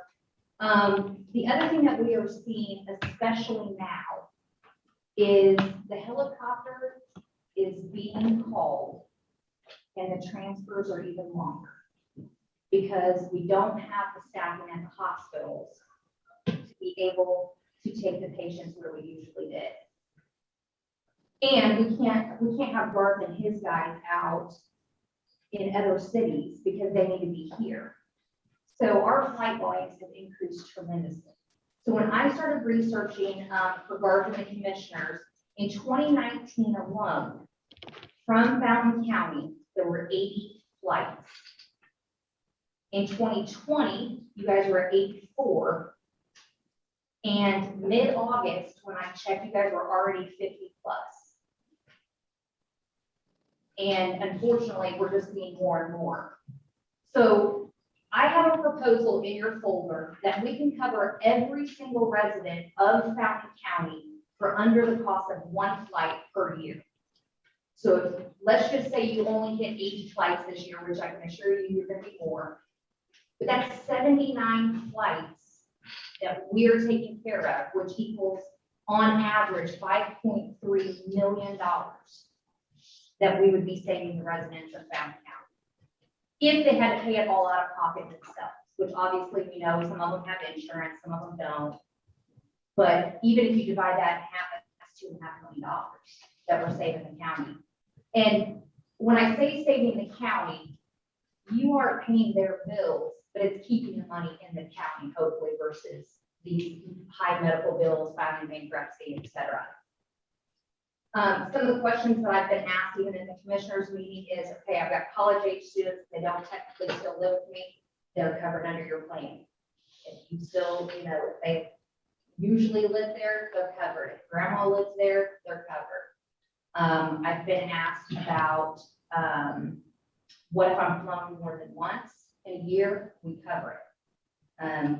We've taken our racer out of Badlands twice in 1 year. I mean, so it doesn't matter how many flights, we'll cover it. And this is, the proposal that I have is $7 per household, which brings the Fountain County total of $48,818, and that is for a 12-month period of time. And again, that would be on your limited coverage. So that would be if a Fountain County resident got flown from Fountain County or an adjacent county, we would cover that bill. So is the adjacent even into Illinois then? Yes. The remaining county? Yes. Okay. I have a question for Garth, because I know we talked about this a couple years ago, and I've been aware of Warren County having this. In fact, my mother-in-law lifelined back in January. So, but you had told us when we talked about it before that sometimes we have to use 2 other companies. Is that still a problem now, or is this with the Greencastle? I think it's always gonna be that gamble. I'm not gonna say it's not. Predominantly, we use Staff Flight. When we request for a helicopter, we have a 1-call system set up with dispatch. So basically, and a lot of times dispatch takes it on themselves, depending on the type of incident it is. They will already contact Staff Flight. It's on what we call 1-call system. We make the call, they kind of do the dirty work, basically. They're finding us a helicopter, that can fly. I'm not gonna tell you that from once in a while runs into possibility that we have to use a competitor, but for the most part, we do use that line. And what he's talking about, the 1-call dispatch, so that is our dispatch center that's based out of Indianapolis. And the nice thing about our 1-call dispatch is, like he said, if a call comes in that a helicopter is requested, our dispatch center does all of that. And they look at the map and they can see who's available, who can fly, what is needed, et cetera, how many are needed, and they just handle it. The other nice thing is it will allow us to provide you guys with transparency reports. And so those reports will show, okay, Fountain County called us and it was a multi-scene accident, and these were the 3 closest helicopters. These are the ones that were called. These are the ones that showed up. These are the ones. And so, because there is no guarantee, no matter what flight program would come in, there's not a 100% guarantee that it would always be us or it would always be them. But we do our best to, And will dispatch know then if we sign up Right. for this program, then that's our Right. preference? But they're gonna do Okay. what's right for the patient. So- Right, yes, of course. So if a couple of ours are already on a transfer, they're not gonna make your patient wait. They would call, a competitor like IU Lifeline, but they don't have a membership program. Or, if Airback is closed or Lutheran Air, so. So kind of, you can elaborate on this. So one of the competitors, they'll probably say that we won't get a bill from them, but they're partnered with a hospital. That's where the bill for that helicopter service will be buried in your bill. Right, so those that come and say that you don't get charged for the helicopter isn't quite true, because no helicopter flies for free. So what happens is they will, if they pick you up, they will take your patient to their hospital so that they can then put it as a line item as in their hospital bill versus separate, where ours is separate. That's where us paying their deductible out of pocket and co-insurance also helps, because our bill comes in first to your insurance. So now, as your ambulance, your surgery, your ERs, whatever you may have had come through, it shows that you've already paid that, but you didn't, we did. So that's another benefit too that helps the residents. Okay. And again, like I said, Warren County had it for a couple of years, and then this year we did decide to offer it. We put a little memo in the tax bills, which your mom might have seen it, but to allow them to upgrade to the national membership if they wanted to, but that would be on your own dime if you wanted to do it. And it's been a great success so far for them. I have a little more complicated, but it ties in with this. If say you work with sports and they want to send us out and they call for another service, we're not going to be dealing with our local EMS to call. Mhm. The Yeah. system may not work on the 1-call system like it does the ours dispatch to you.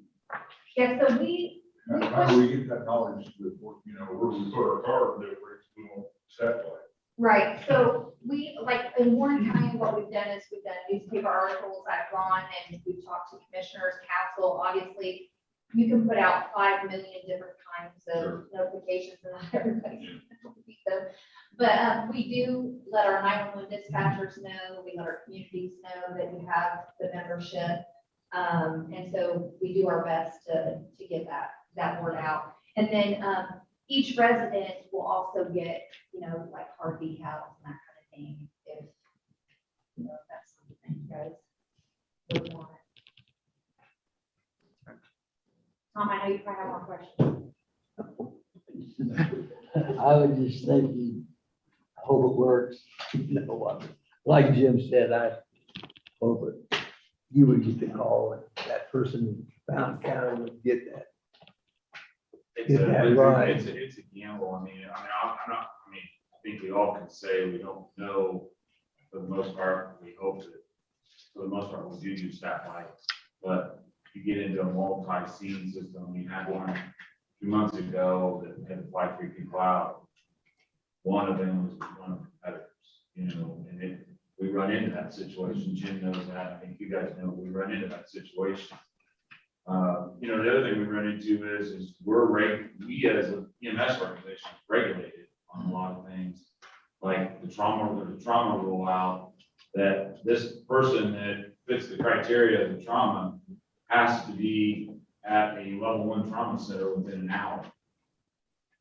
Well, we don't have any level 1 trauma centers within an hour. Carl and Indy, that's it. We're, And right now, Amy's on Vert. right, we're over an hour, 20 minutes. So we fall out of that trauma rule. And then we kind of get our hands smacked from the state because we don't. So that's why it's important, that's why we utilize them more. You know, taking them into Lafayette, that's a challenge in itself. They're on diversion, but they're only a level 3 trauma center. And a lot of times what you find there is they will go there and it's above their level. So now they have to be transferred out of there to level 1 trauma center. But I can't tell you, I mean, you're right, we talked about that. We've talked more about it, her and I talked. I'll be honest with you, I think it's a good program, but there's doors for opportunity to open up there that there could be a possibility that you may not get that light, but we work very hard to utilize them as much as we can. In all reality, the 5% or more would be. I mean, once I'm on it, they're the ones that count. I know those questions come up about, there's a lot of things going on, okay, you know, we call it a long delay on why we're not getting notified and told why they're not flying or whatever. Now we get into the federal government's regulations on them, you know, and I can just tell you in 20 minutes what it is, but federal government regulates them on if they can fly or not, and that's all organizations. You know, if they don't have a helicopter available, they could be busy, that's where the competitor could come in. So that's where I say, there could be that door opened up that the competitor will come in, but predominantly we use that one. You know, times, that incident has happened in Warren County in the past 3 years. Where competitors call, Where they've had to use somebody else. I have to pull out a report. The ratio of the calls we have that they get into and the amount of money that our residents can save would be something we look at before. Yeah. And That's, keep my fingers crossed, you know, in my mind too, as I'm looking at it is if we pick up that person and we rendezvous somewhere with the helicopter. So there's a charge for our services. So you put that on that patient, you have the helicopter charge plus the hospital. So when that all comes in and that patient's, so they're gonna prioritize and look at that. We'll probably be the last one to probably end up getting payment out of that. So if we can help with some of that, that could help with us potentially in return. As we've talked many times about our collections. You know, where we're at, that's, you know. Josh Whittington is on. He has a question. I just kind of more or less have a comment as a frontline provider, is that as providers, we have a little bit of anxiety requesting a helicopter because we understand the expense. And I think at 45 or whatever the presenter provided, $45,000 investment to the taxpayers to save potentially 5.4 million, there's no question. 80 flights a year with PHI, that's 80 flights with PHI. That doesn't show the number that we've used with the competitor. This is a beyond a question, a positive investment for the taxpayer. Okay. Kelly, do you have anything? I kind of have been pulling like some friends, my neighbors, asked them how they felt if this was a service that we offered to them, would they be opposed to it? And the response was overwhelmingly in favor of it because they see that, one, this is something that their money put into the county is coming back to them as a benefit. And I am personally in favor of it. I think it's a good service that we can offer to the residents of this county. And like she said, if it causes that 5 million to stay in the county, that's great. I think it's a good service for everyone. And something that I do, I've done up in Warren County too, is when they first signed the service agreement, I actually made myself available for like a 2-day event that we advertised in the newspaper, commissioners, minutes, to allow the community to just come and talk to me so that I can provide them a coverage map, explain it even more to them. I can provide them the opportunity to upgrade if they want to. And I even talk to them about, look, if there's another service that is around your location, if you want to purchase it, it may be a good idea, and then you'll know that you'll always have coverage. Now, will their coverage area be the same? No. Will it cost the same? No. It's a lot more expensive. Do they have the same benefits? No, but I'm always educating them and telling them, look, these are your opportunities. And so that's something that we could do here too, if you feel like that would be a benefit to the residents. Okay. I can make myself available to do that. Okay. Good question. Do we have an agreement with Warren County where if their ambulance is not available, that you pick them up? Yeah. There's no in the plans. But it's kind of work hand in hand. I mean, it kind of works in hand in hand. So I mean, do we go over and take some of our but when we're really busy, they have to come over and help us. So it's kind of been. That's been $45, that's. Never, I mean, we never. It's a yearly thing. It's not a sign on. Right. $45 a year. $8,818 a year to be with them. 48,000 is for us to pay every household countywide. $45 if the household can pay that if they want to go on the worldwide How do they? program. They can go online, they can mail in through a brochure, either way. But Or like that, what we did in Warren County is I just provided something that went in their tax bill, and it was 5 steps of how to do it online, and I gave them a promo code. Instead of them paying $60 a year, we knocked it down to 45, since they were already considered a countywide coverage, so that they could just go online and purchase it themselves. there was one other thing you mentioned that you pay the bill, the deductible and the whole, that kind of thing. But you said it might show up on their hospital bill.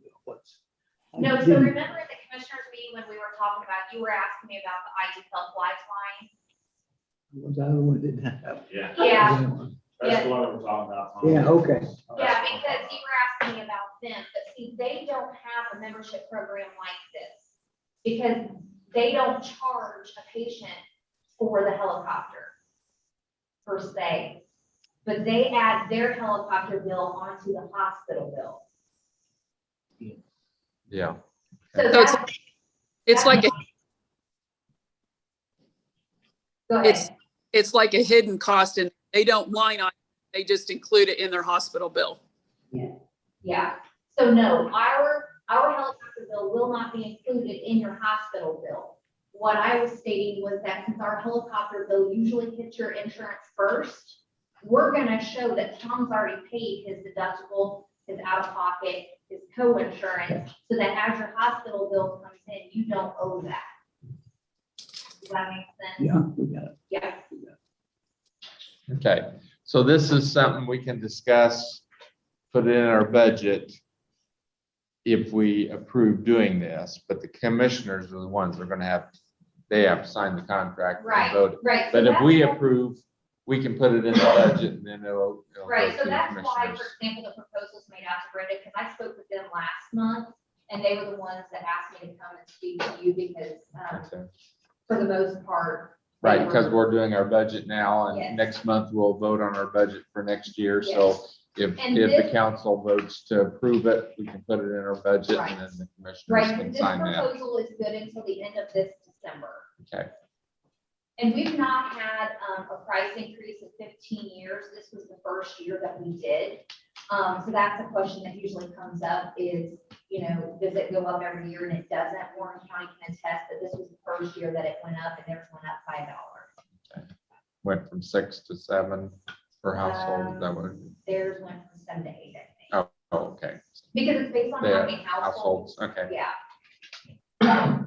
Okay, anybody have any questions? Okay. Okay, thank you very much.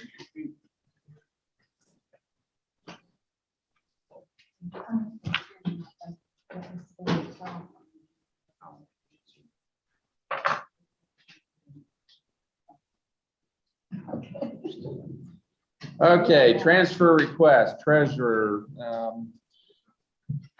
$1,000 from equipment to contractual services for copier maintenance. Is there a motion to approve that? Tom, second. Dale, all those in favor? Aye. 6-0. Health Department. Group health to supplies. I'd like to see transferring from, Expenses from, it says, expenses from COVID-19 is drained their office supply funds, and that's what they want to do. have they spent all their funds out of the local health maintenance and the rest?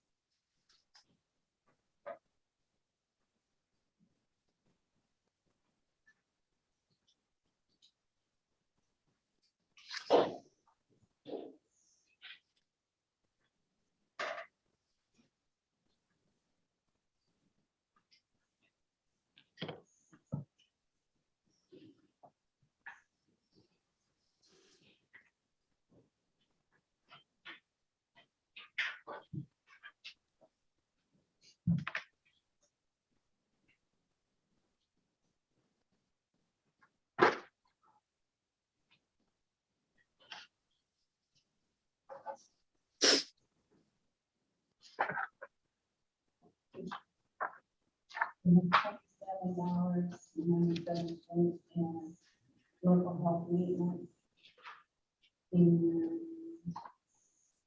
they do not have a line item And the other, okay. Is there a motion then to approve health department transferring from group health to supplies, $500?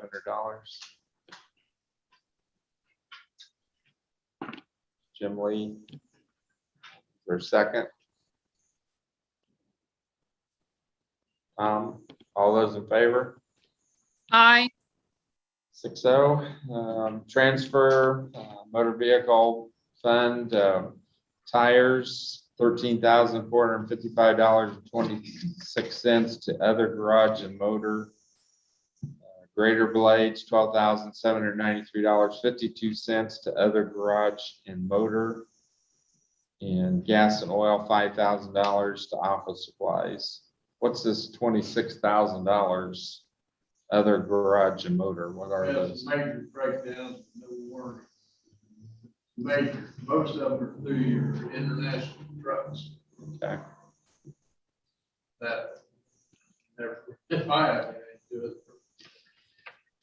Okay, so Total 31,000. Supplies to our phones. Ours wasn't included in the ones up here. We replaced ours.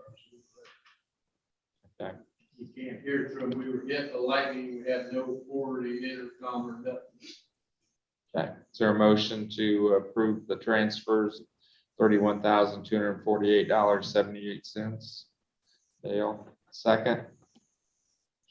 Jim Lee, all those in favor? Yes. 6-0.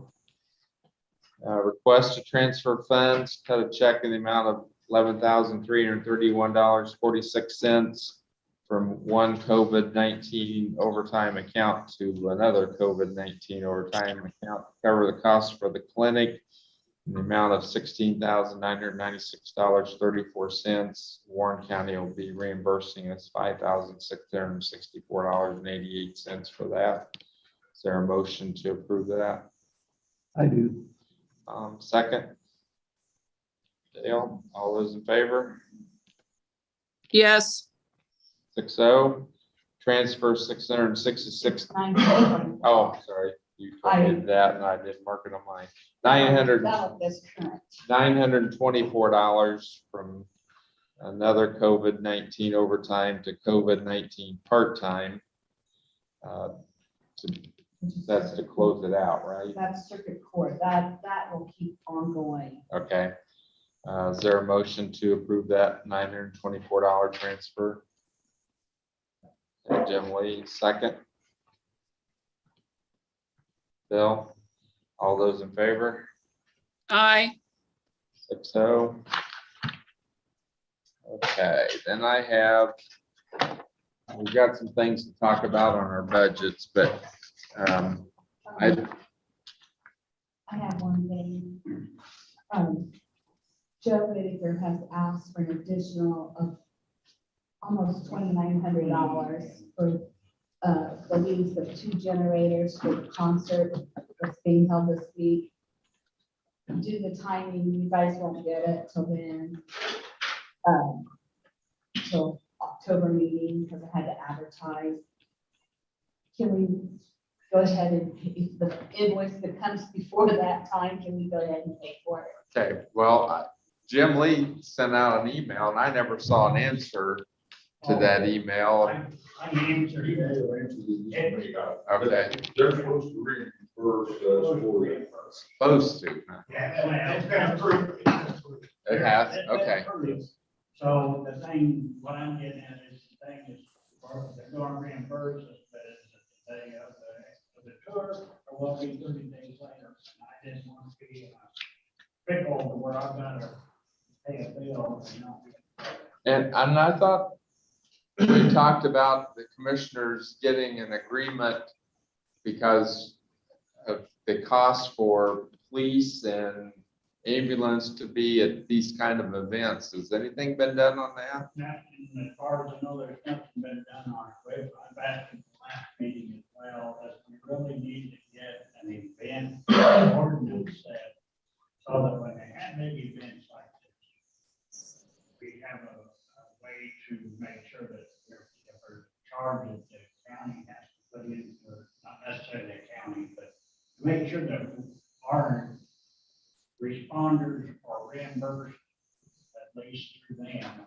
Because there's gonna be overtime, I'm sure, for, Oh, No, there won't be, so the agreement is, the answer to the question is, it was put to Kent Manette, county attorney, to find an ordinance. He wasn't sure that there was one out there, so we reached out to Martin Lev from Tiffany County. He has found that there is an ordinance out there that we can have. He's trying to get his hands on it. Once we get that, we're going to give it to Kent, review it, and have that in place. That's the plan right now. As for the concert, we have been having planning meetings with them. We set a price, so the people are being paid a certain dollar amount from them, so it won't go in overtime. This is a separate, and then the equipment that's there will be getting an hourly rate for that. So there will be nothing the county will pay, no overtime, no nothing, period. This money will basically, and they approve what we presented to them. So what they'll do is, we all have to fill out W-9 forms, we turn those in, and at the end of the concert, we will submit an invoice to them. Each individual person will receive payment for their services that they've done. And the county's gonna get some money for the vehicle use? Yes. Okay, Now, for where I was at the time, I did not put an ambulance in there because at the time when we did this, I was down an ambulance, and I didn't know how long I was gonna be down. And I kept giving that information. We got that ambulance back. But I have, due to our run load, I really didn't want to devote my fourth ambulance to that, just because we're that busy with other things in the county. I don't want to devote my ambulance, utilize it down there. So the outer counties have put in ambulances to help us out, but all the personnel, we've got personnel within our group and my group that will be part of that helping, but there'll be no charge to the county for their hourly rate. okay. The only thing that I had to do as part of the generator is I had to, when I was part of that group, I had to get the contract set up. Okay, so is there a motion to approve that amount for the generator and that way it can be paid? And I'll make the motion. it's advertised for the next meeting though, right? Okay, so, but we can go ahead, And the time it is, I'm gonna get the text up for the next meeting. right, that way you should get it paid. Okay, so we really will need to vote on it at next month's meeting, but we just need to give you approval to go ahead and pay it. And then we'll vote on that after it's been advertised. So yeah, so the motion would be to just allow the auditor to pay it until we can vote on it next month, right? Okay, so is there a motion and Kelly is that okay for your motion that we just have the auditor pay it until we approve it next month? Sure. Yes. So that, Jim Lee, second. All those in favor? Okay, 6-0. Okay, so what I have here, Jim Lee had talked to me and asked about what our funds were. So I've made a spreadsheet for everybody here, and I have all the funds that we have control of, like county general, Cume capital development, CEDA, public safety. I have on here the balance that we started the year with. I have our 2021 budget out of each one of these accounts for you to see. So that would be if they spent every dime in that budget. I have a list of additionals. Wait a minute, Dudley, what? I haven't that it? passed, I'm getting ready to pass that out. Well, let me pass it out, then I'll explain it to you.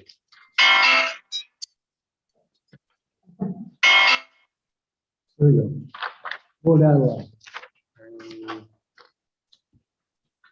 Hey, Colleen, Or, Yes, could you, what Dudley is passing out, could you email that to me or Dudley email that to me? I can email everything. Yeah, oh, she has yeah, she'll email you all that. Okay, so if you look at this sheet, you have the balance that we started the year and all these accounts that we have control of, or what our budget was for this year, what we spent additionals through last month. So we did do some more additionals this year, so this will have to be changed.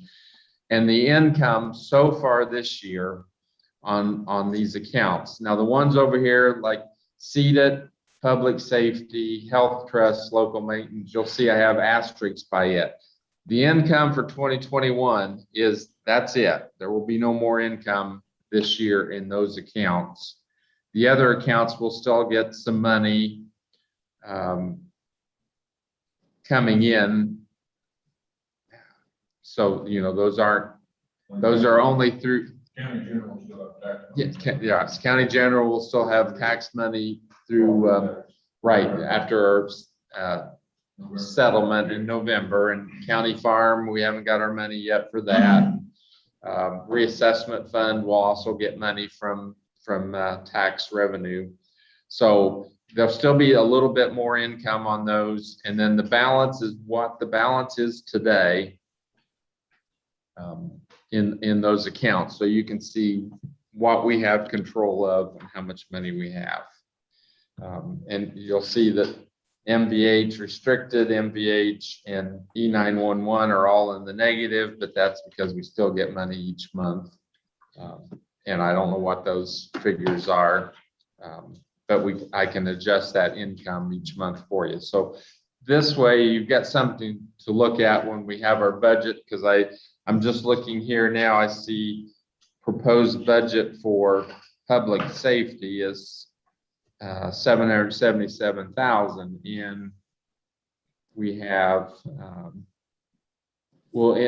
if we spend every dime this budget, we'll end up with 75,000 in that account, but then we just got our figures of what we're gonna get next year.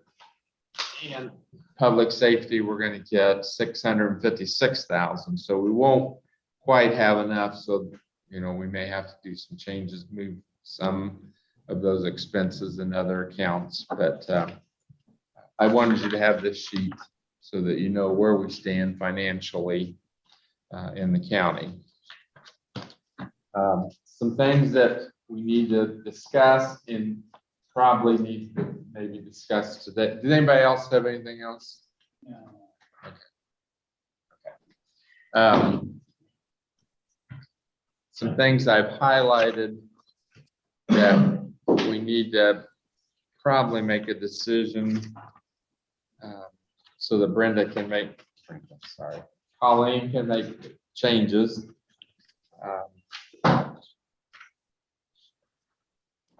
Under circuit court. Oh, wait a minute, I missed one, sorry. No, circuit court's first one up, isn't it? Yeah, okay.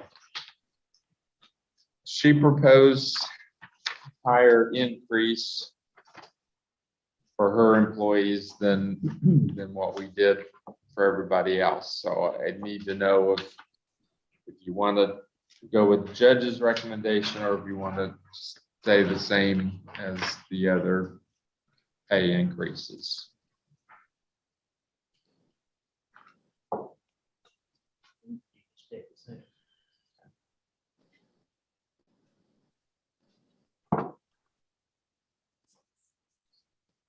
Anybody else have any comments? What is everyone else getting versus what she wants? Everyone else is getting 3%. Okay. What does she put in for?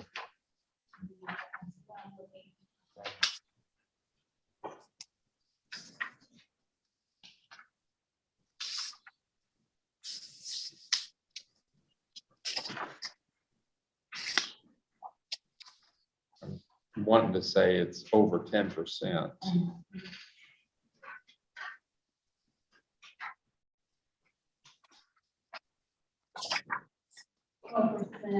12. To anywhere from 8.92% to 12%. Okay. Good. Now, okay, so we'll put those as the same as the others, make those changes.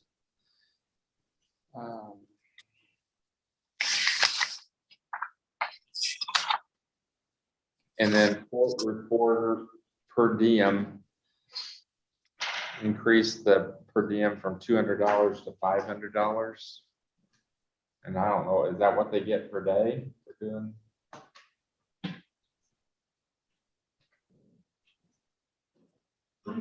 So, yeah, I can't. And the bailiff from $150 to $300 per day. Just leave them the way they were for this year's budget. Okay. Put those same as this year's budget.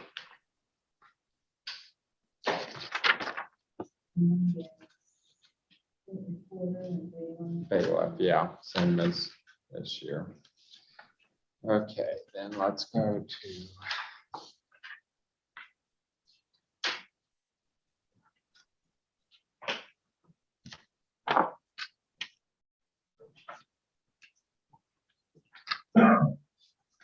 commissioners seated. The website, I thought, put in requested 35,000 for next year, and wasn't it, didn't you get that a lot better price? What? Yes, 10,000, and we moved money to take care of that for this year, but I'm not sure that invoice is gonna come in time, so we may have to encumber or. Oh, okay. Oh, yeah, because we've already done it, just Yeah, it's additional. 10,800. Okay, first so, payment so we just, and that's what it'll be for the year? for the first year. Okay. And I just got the contract signed at the last commissioner meeting. He has it. I haven't heard back from him, Jeff, from EGA. And, you know, I don't know when we pay that initial 10,800. So It we, is we in the propose budget. 11,000 for next year then? Change that 35,000, And that you have 11,000? needed. Okay. Question, we're gonna have a maintenance fee for that, aren't we, each year? Yeah, it's like 2,750, I think, 2,750. Oh, so Okay. then more Well, than. 1,000? So. Okay. Not the first year. Not the first year. First Oh. year, it's the second and third year that we need. the Okay, 2,750. so we don't need the 2,750 for next year. Yeah, the 10,800 covers the website in the first year, I think is how it was, right, Colleen? Yes, that's Okay. correct. Okay.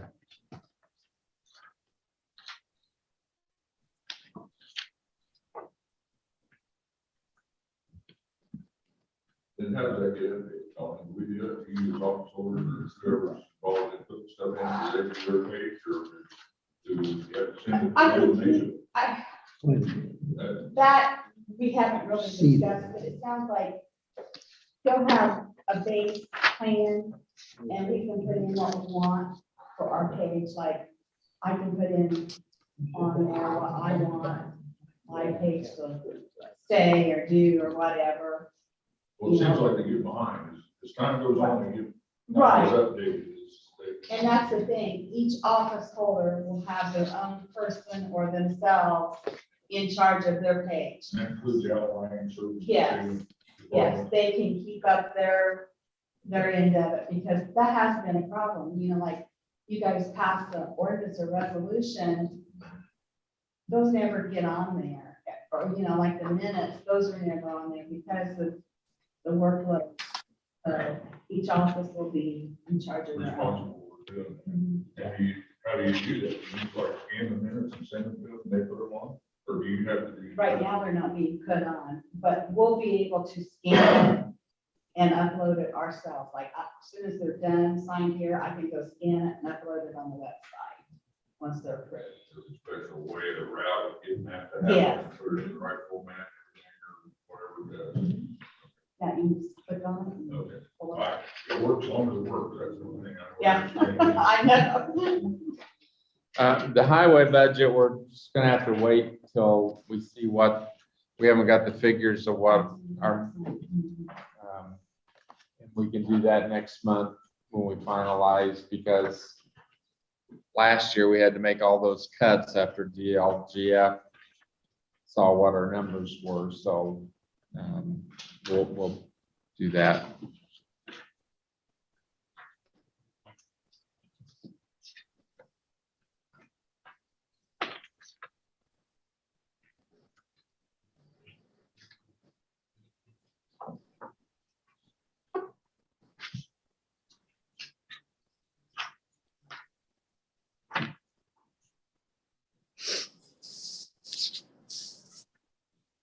Jail, we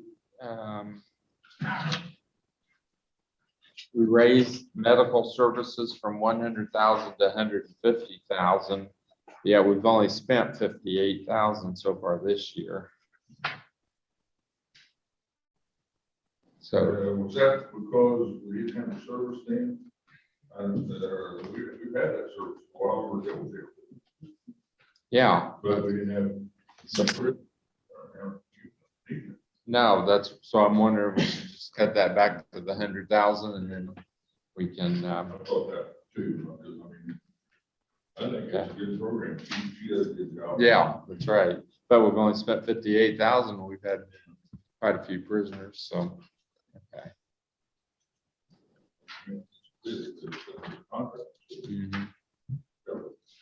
Yeah. Okay, lit public safety, have we received what the sheriff's retirement, what we've got to contribute to that? I have not seen anything. I So, can check with. Yes, we need to know what, because that's set, so there's nothing we can do about it. We just need to know. They should have received a letter from that gentleman, and now I know part of that is from this and part of it's from the, we had that line item from the service, yeah. Okay, so. He requested 2 new deputies. What's your thoughts on that?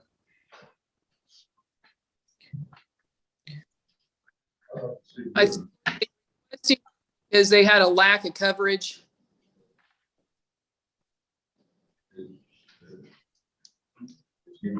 Pretty here too, guys. Yeah, Closer.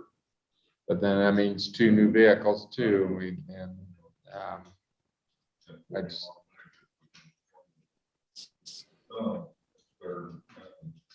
And we can also wait till she gets her changes and we can decide that next month's meeting, see what our figures. Okay. What's everyone else's opinion? Dale, I think you said you were okay with 1, didn't know about 2. Is that what you told me? I'd like to see what we could do. I'd like to see what we come up with, but I think they need help. Well, let's see what our numbers are when she changes these others and gets Social Security right.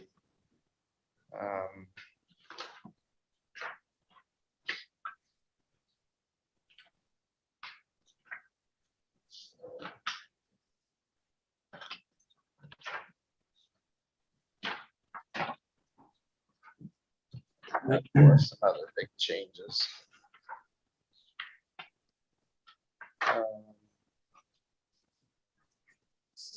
Emergency management capital outlay, 6,000. What was that for? That's for the, repair of the office down there. But department in. Well,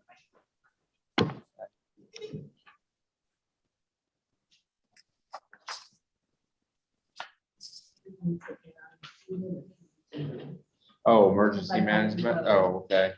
Let's decide that next month when I see. The spreadsheet that I gave you, balances to the proposed budget. They were off 120,000. Okay, so see that we have, does this 1.198 million proposed, does that include that? Yes, that. Okay, and so see that we will end up 382,000 if we spend every dime, and we have how much proposed coming next?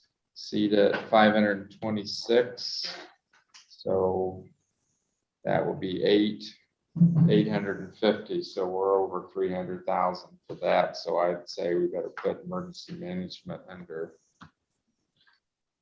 county general. Not seated.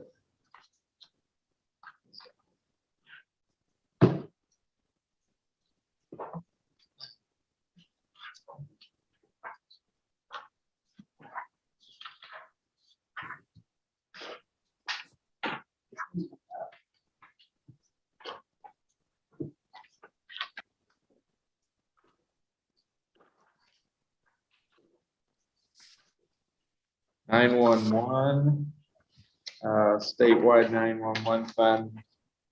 She's proposed a deputy director, right? Because we didn't have one. Is that a new person? No, I think it's just a pay increase for So a current operator. To assume that role. Is my understanding. 15,000. So what did we cut down operators? Okay, so instead of 115,000, just cut operator that we did this year to 76,000. And then she names one of the operators as deputy director Anybody have any objections to that, or you okay with that? She made the comment that she never had a person that she thought would do that, Okay, now that she does. everybody? You okay with that, Tom? So that person went from 49 to 50. No, that's her. Down here, the next to the bottom, deputy director. Oh, I see She's that. taking one, Okay. she took it out of her operator Okay. and she's making one of the operators the deputy director, Okay. paying them a little bit more. Okay, we'll leave that in and, Hey, Dudley, can I ask a question? uh-huh, I just want to get it clarified, that's all. On our computer maintenance, and computer hardware, I thought computer maintenance was taken care of already by Brad. Everybody's got computer maintenance. What is all that? A lot of that, is for like repairs, like if a computer breaks or something, we have that. Copier maintenance comes out of computer maintenance. It's kind of a loose term. can we change those and put copier maintenance and line items and what's computer maintenance as computer maintenance, what's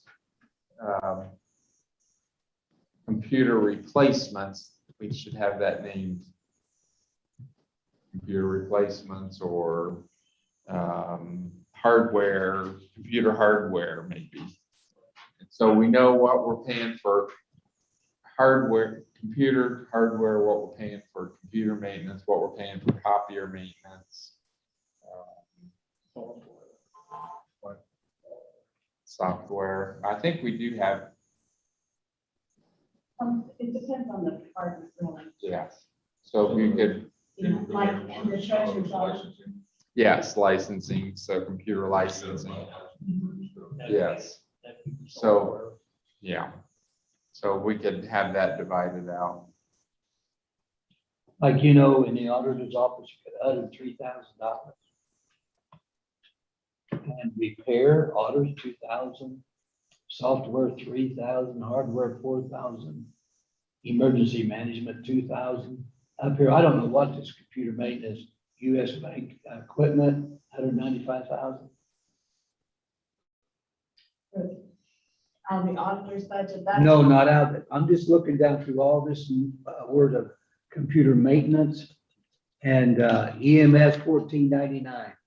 Okay, that's nothing, but when you get that through the rest of these, you're looking at 3,000 and 4,000, 5,000, $2,500, you know, LEPC 1,500.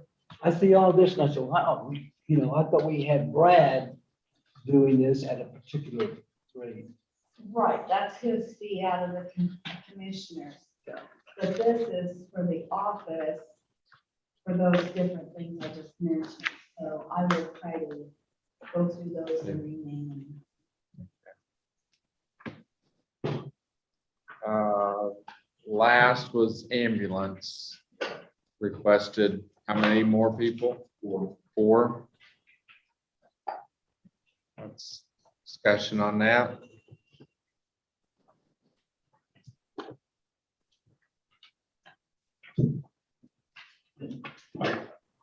Again, I gotta say, we gotta support them all we can, because they're, some of those, I mean, I'm involved with it indirectly, and they're busy. You listen to my police radio all day, I carry with me, so I can go help these guys wherever they need. It's just constant. At the end of last month, we were at over 8 runs a day. And we've been, since I've been recording it, I started out about 5. That's 9 years ago, we're at 8 now. And as it goes along with what she was talking this morning, is we're not transporting local, I mean, we're transporting distance. We're taking people clear from Kingman to Lafayette. And before it used to be, we used to take them to Williamsport, Rockport, Manville. We don't take a lot into Williamsport. And they're on conversion, a lot of people want to go to the, Lafayette, Terre Haute, Champaign. We've got requests, people want to go to Indianapolis. that puts us in a huge bind because we're looking at 4 to 5 hour turnaround time.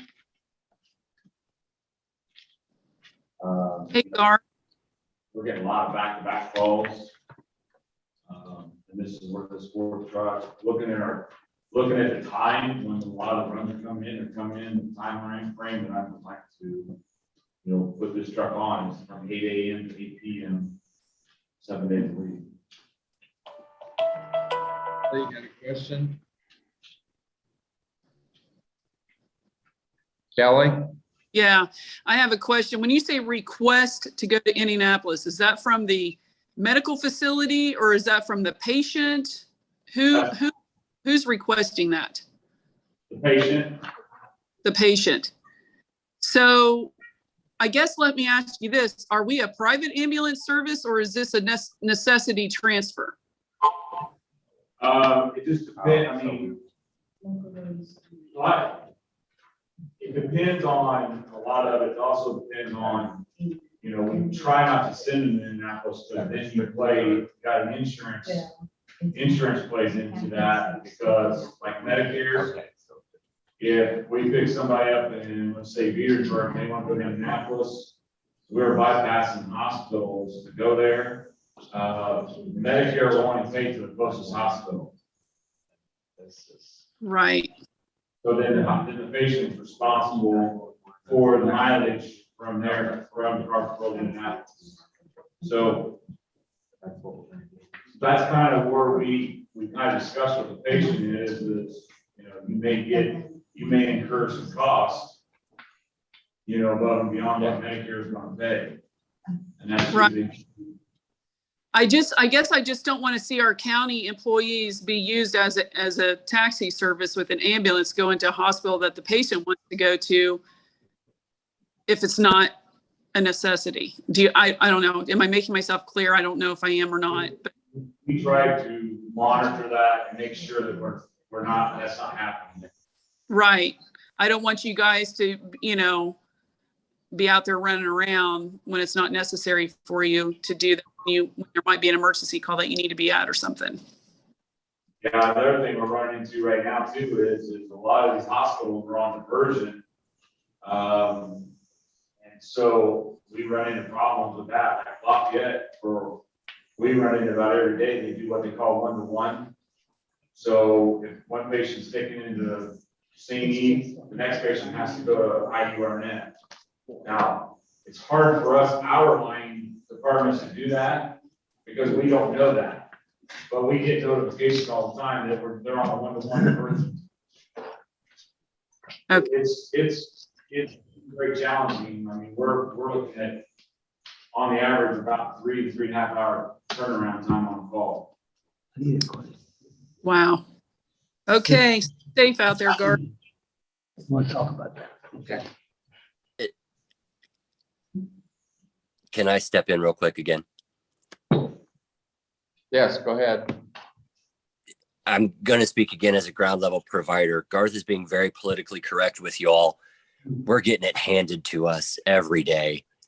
And as a group, we're getting tired. And a couple of people helping us out during the day would make a huge improvement. We are standing behind this additional personnel because he's being very nice when he says that we're busy. We are very, very busy. Thank you. So have we, in your budget, included additional health insurance, additional overtime? Comes out of the commissioners. I've never had anything in my budget. Oh, you don't pay for your health? Yeah. But the highway does. Paid out of county. Okay. So it Oh, comes out. it's kind of general. Okay. Okay. So did we increase the commissioners to cover that? Did we do 4 We additional? have to, yes. So we did, it's not included in there. So Well, we need to know exactly if we add 4 people, how much more we're gonna have to pay, and see your gas and oil, Yeah, which we talked about in budget, we'll have to increase that. because you only requested what we did last year, so. You know, it's been in past practices, is we have to try to keep it conservative. You know, but we talked about that in budget, yes, we do need to increase that. Okay, so and next month is when we do the final, so Right. we need to know exactly what it will cost so that we can make the determination next month whether we Okay, do I'll come that. up with a number, but I can't tell you that, because right now, my gas and oil is down to like $4,000 for this year. You know, with our run volume right now,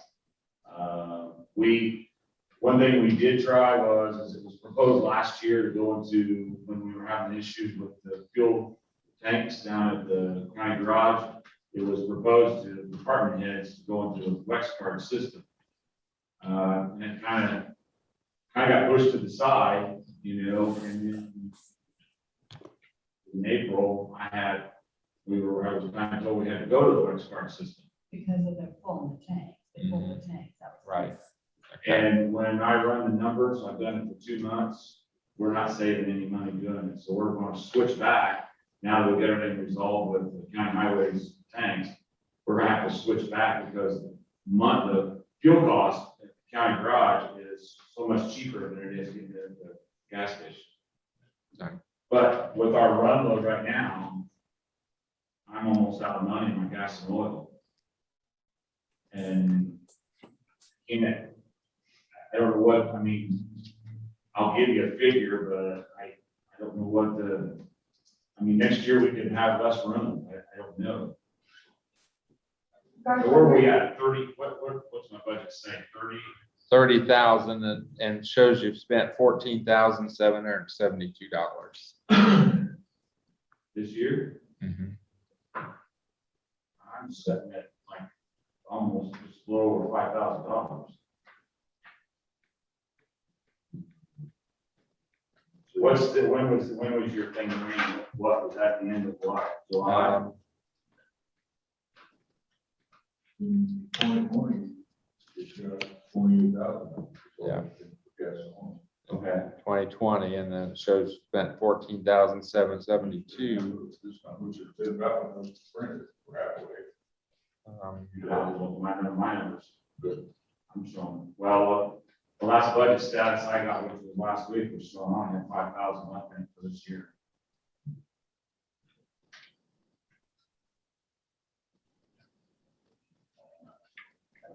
I mean, top of my head, Dudley, I would say you're probably gonna have to add for next year another $10,000 on that.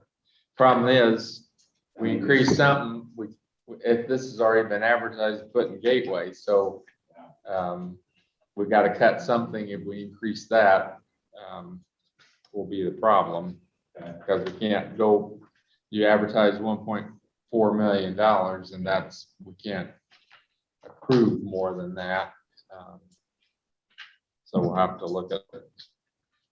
Do you want to leave it where it is, where it's at, and cause a hassle and do an additional next year? Well,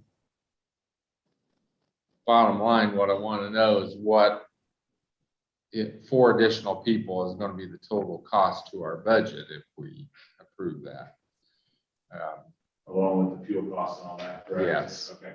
Whether we budget it now, or we have to do additional, we still need to know what the total cost is going to be to our budget if we do that.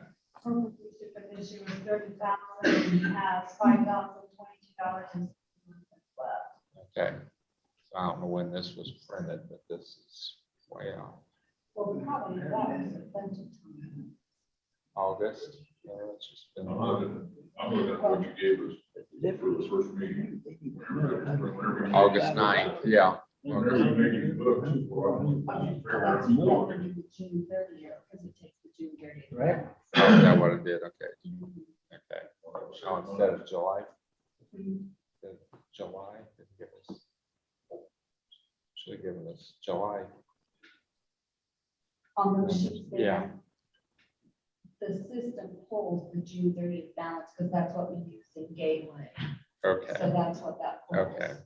You need to look at your, Which that would reflect to two bills, our system would drop it down to about that price. Not that, not dollar amount.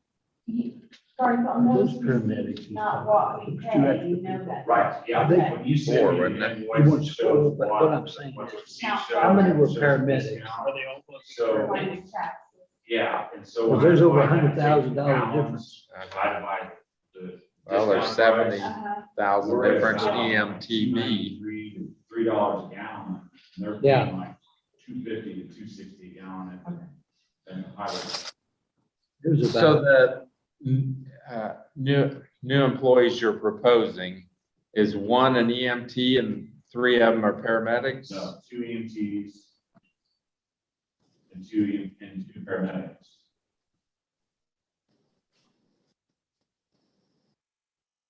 Which pays more, paramedic or EMT? Paramedics. Okay, then that makes sense. Okay, 2. so there's over $100,000. For 2 paramedics and Yeah. 73,000 for 2 EMTs. Okay, so Colleen can send us out new sheets. We can look, and you've got this of where our money stands right now, and then we can look at, and we can decide then of October on sheriff and on EMTs, and then we'll have to do the highway too, when we know exactly what those numbers are. Is Brenda still on? Okay, because Tom and Bill went and looked at the boilers the other day, and they put the control panel off of the good one onto the other one, and it worked just fine. So they're saying it just needs a control panel, which is about $3,000. Why they're not doing it, I know.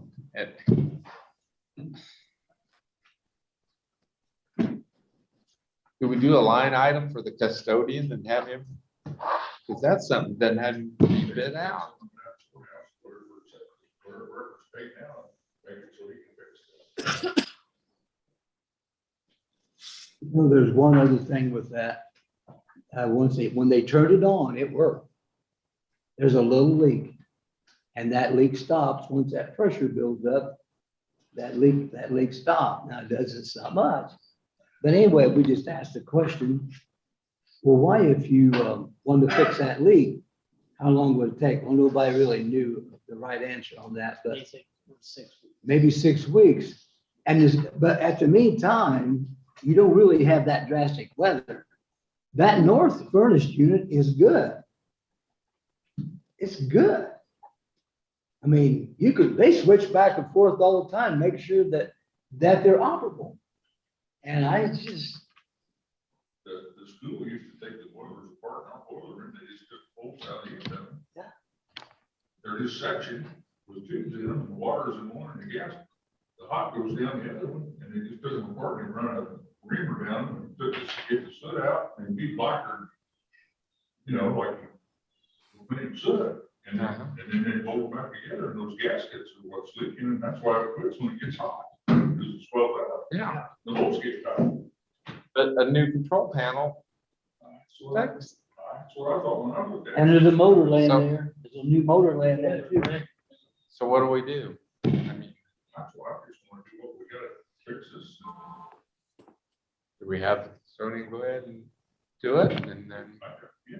Hey, can he also put a pipe down the middle of that truck? I mean, it's there. Why? I mean, it's going to stop a lot of problems, and you can tell on these walls right out here. And if you just drop a pipe in there, you don't even really have to mess with the chimney. That chimney's all sealed up and solid, and it's going to take some pretty tough people not to do You that. can make a roof apparatus, put a thimble on it for a pipe to come through, if you can. Wouldn't it? Yeah. Yeah, just make a big gap, so you would sustain the weather. So, do we make a motion to have the janitor get a new control panel, or? I know it, they should, but they're not, and we told them and told them. So I don't know what to do. Can we make a suggestion?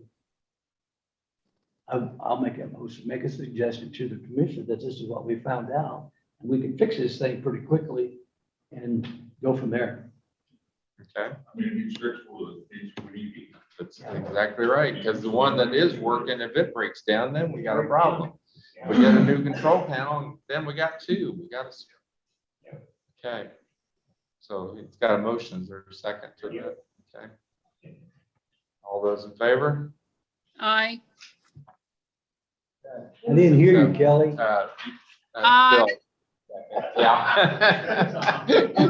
He's joking with you, Kelly.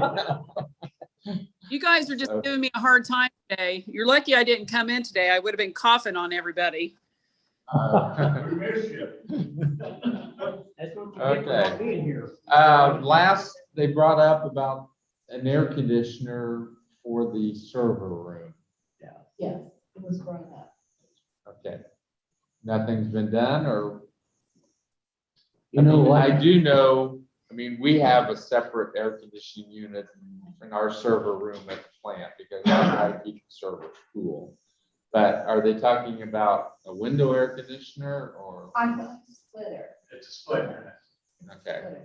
And I mean, I'm not sure. Because Andrew thought it was, I didn't, because Andrew thought it would be about 15,000, like it for the, well, actually, he said it would be less than what we set for 911, which was like 15,000. So what's you've got questions? We kind of put one of those window air conditioners to take care of that. It's not a very big window. They were saying that wind air conditioner makes noise, but what's up there makes noise. You already got one. But can you do that with the window and not, but then you down on the building? I mean, that's just, I guess. You mean the compensation for your fault? Yeah. Yeah. Sorry, Could be. I got wrong. That could be. But Just saying. Andrew thought it would be about half that much, he was guessing. And why isn't he here to explain that to us? That required more than one splitter. Pardon me? That required more than one splitter. I think there was 2 splitters, and he said it would be about half of that.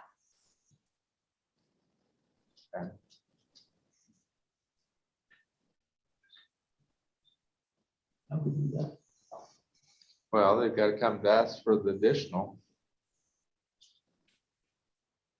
So And it needs to be done, correct?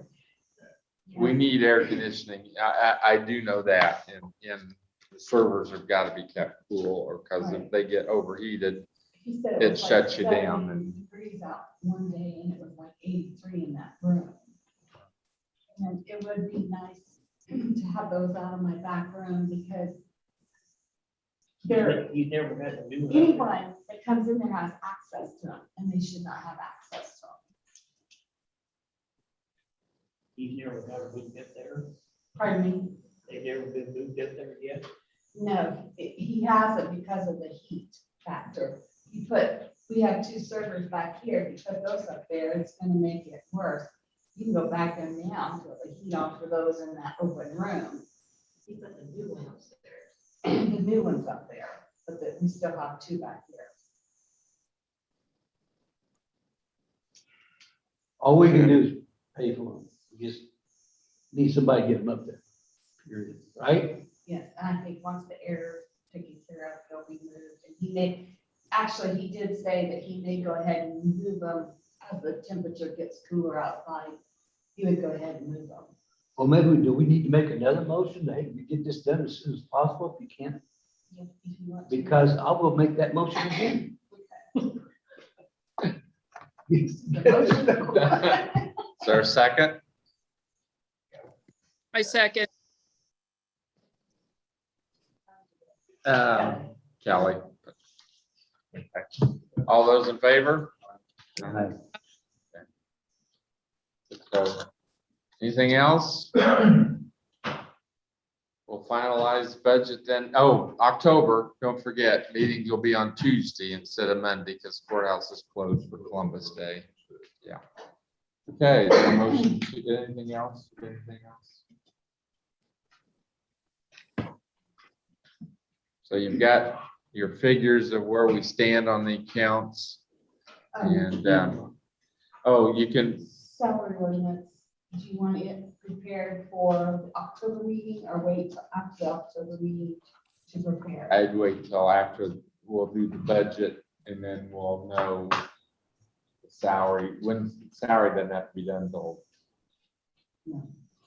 It doesn't have to be done at the same time, so we'll finalize everything Okay. with the budget and then we can do the salary ordinance the next month. Everybody okay with Make the that? changes, but you. Yes, Okay. that way we make sure we get it right. And that's all. Oh, one last thing. Brenda sent an email out to all of us that we might want to discuss this about the ambulance working extra hours and things, but that commissioners have to set the policy on what then we will decide on. What's it on? I've included an attachment which describes paying administration when they cover shifts on the ambulance. Oh, And so that's talking about what it is right now is because we are so short staffed. What we're proposing, and I'm proposing is that Jeff and I, what I call normal hours of Monday through Friday is full. Okay, so anytime we would work like a night shift or weekends, we would get compensated for that. Right now, we don't. So if I put 80 hours in a week, I get paid for it. And so what we're looking at is if you work 6 A, 6 B during the daytime, I call that normal working hours, no extra compensation for that. I mean, we would just count it as part of our salary. When we work 8 or 6 PM to 6 AM or any weekends, you know, and that's happening a lot, we would pay at the highest level of certification that we are. So like, for example, Jeff and I are paramedics. We pay our part-time paramedics right now $17.50 an hour. So if I can't fill it with anybody, we're not paying anything out. And I know that's, you know, what we're trying to say is, would you guys be willing to compensate Jeff and I on additional of our salary so that we could be compensated for working that time? Now, I know when you go in and look at the policy puts us at exempt. Okay, Jason Fisher from Benton County ran into the same issue. And the commissioner stepped up and said, hey, you know, we'll compensate you for, you know, anytime you work extra above and beyond what you're in the office. Because he's in the same situation I am, and we're so short staffed. Jeff and I are out of the office having worked. And that's what we're just asking is, and I'm not asking, you know, if you broke down my 40, divided it in half, I think I'm almost $28 or $29 an hour. I'm not asking for that. And Jeff isn't either. We're just asking whatever the part-time paramedic makes. Would you guys be willing to compensate us that we have to work what I call after working hours? Okay, and that would be, again, commissioners are gonna have to change the policy. Right. Then it would come to I didn't know us. she sent that to you. Yeah, so she did. She sent it to all of us that we might discuss. Technically, we don't know that, who's working, we just know it's overtime. Yeah. Yeah, 'Cause we don't- And that's where I want to explain to you, that's what I'm just asking Okay. for, you know, and how often will this happen? The first 3 months of this year, him and I didn't do it, and then about May is when it's hit. And that's normal when everybody's taking their time off, you know, and, you know, I've got people out, you know, on FMLA, you know, family emergencies, vacation, you know, COVID is hitting us. I mean, I can't, I've got 2 out right now. One is he tested negative, but he still has the symptoms. And, you know, I can't have him there working, so Bennett, you know. I yeah. got another one that's waiting on test results. So that opens up hours that him and I are covering. No, I need it, but yeah. So that's kind of. But it'll have to be the policy, yes, because, And that's, I didn't just say that, that's explaining what we're asking. okay, yeah. It's just that we can't, I mean, that's their policy. They'll have to do that, so. Okay, anything else? Our motion to adjourn? I make the motion. Okay, Kelly made the motion, Bill second, all those in favor? I, One. Okay, thank you. you're welcome. I'll get that stuff to you, Kelly. Sounds great. Thanks, guys.